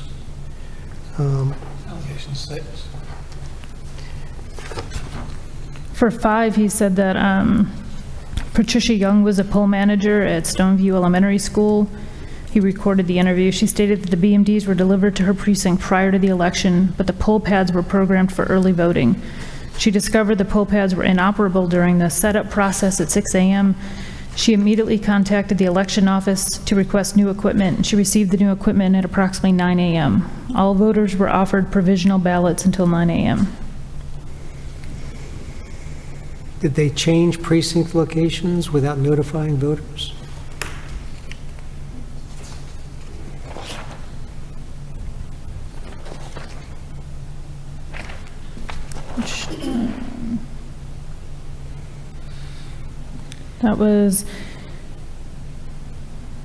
That was for Brookhaven Christian Church and Briar Lake Elementary School were changed without notification. The poll manager at Briar Lake Elementary School was unresponsive to his telephone and email requests for an interview. John Russell was the poll manager at Brookhaven Christian Church. He confirmed he had several voters appeared his precinct who had voted there for years, but they were not on his list of electors. Therefore, their precincts were indeed changed. He conducted, So is the way that we get out of allegations is by having people in the county not cooperate with our investigations? And there's nobody else that could answer those questions? And so this person wouldn't cooperate, so we don't go any further? He said on 2/4/21, he conducted the interview with Erica Hamilton and elections coordinator Latasha Howard. In response to the allegation of lack of notice and precinct changes, they stated poll managers were notified of dual precincts during their training sessions. As the precinct list changed due to emergency COVID-19 related closures, this information was disseminated to poll managers via email. Voters received letters of precinct changes, and there was a press release published on the county website of precinct changes as well. In addition, the signs were posted at the precincts that were changed up to a week prior to the election. Ms. Hamilton agreed to provide documentation of precinct change notifications.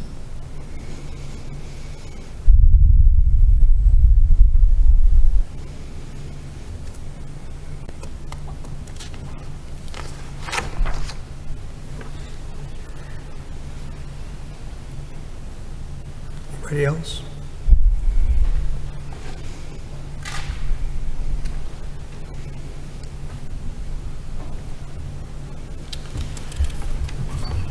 Just for the record, Mr.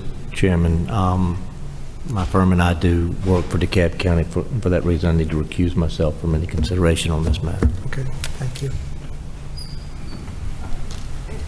It appears to me that we have a bit of a mixed bag here, that in some of these cases, the allegations are simply not supported by the facts. In particular, the allegation of the precinct changes, it appears that the voters received notice, whether they opened the letters or the postcards is another question. Whether the postcards that we send out are in fact adequate notice, that's a policy issue. So I think in some of these cases, like we've seen before, there will be a large number of allegations and not all of them are supported.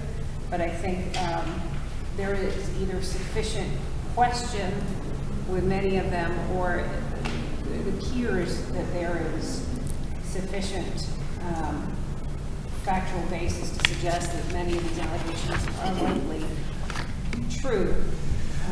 But it's sorting the wheat from the chaff here that we need to do. Such as late, this is the same election in which we had lots and lots of counties with late opening, equipment not delivered on time because the counties just weren't prepared. So I think this is what we see here is similar to what we saw in Chatham County, which needs more development, I think, in some cases. Yeah, late openings will almost always be associated with a lawsuit and a judge's order. Mm-hmm. So that's one that to me should be capable of determining whether it happened or not, because there's almost, I mean, I can't imagine late openings that aren't accompanied by, We did have late openings and did obtain court order extending hours for the June primary. I can confirm that, and we're certainly glad to provide documentation to that effect. And again, answer any questions or provide documents to the extent that we have them that may still be outstanding. But Ms. Hamilton is no longer with the county, so she, in her individual capacity, is not able to provide that information or documentation. So if the board feels that a continuance is appropriate, I'd certainly be glad to work with the investigators or the Secretary of State's counsel to flesh out what they believe may still be outstanding, which is what I understand the violation is here that we're hearing today. if I may.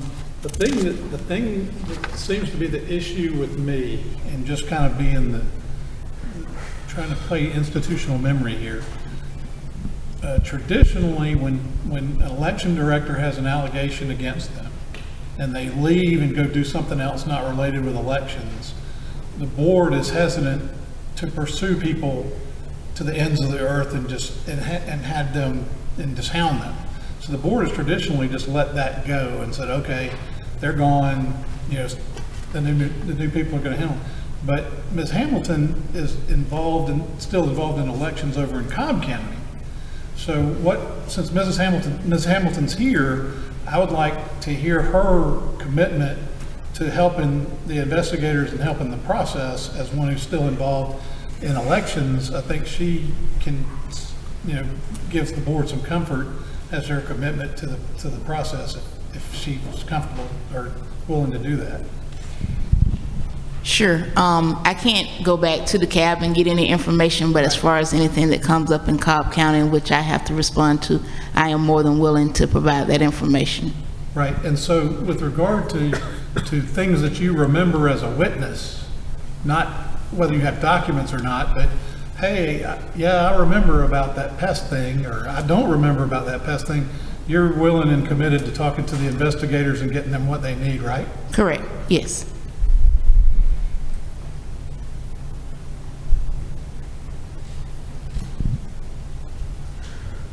So is there a motion?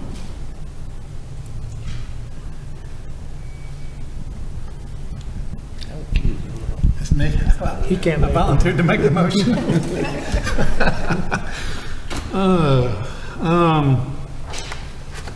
I move to continue this and let Ms. Hamilton and the investigators work together with DeKalb County and see what everybody can do and get a report on it in February. Is there a second? Second.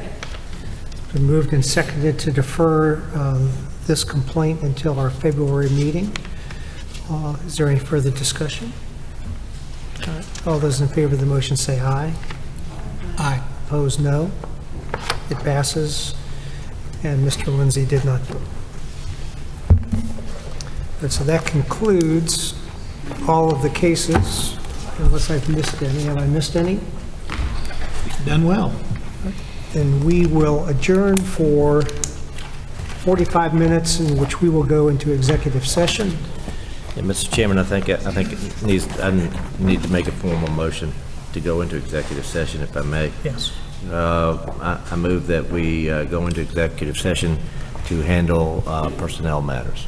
Is there a second? Second. It's been moved and seconded to go into executive session. All those in favor say aye. Aye. Opposed, no. Then we are in executive session. We'll see everybody back here at about quarter to 2.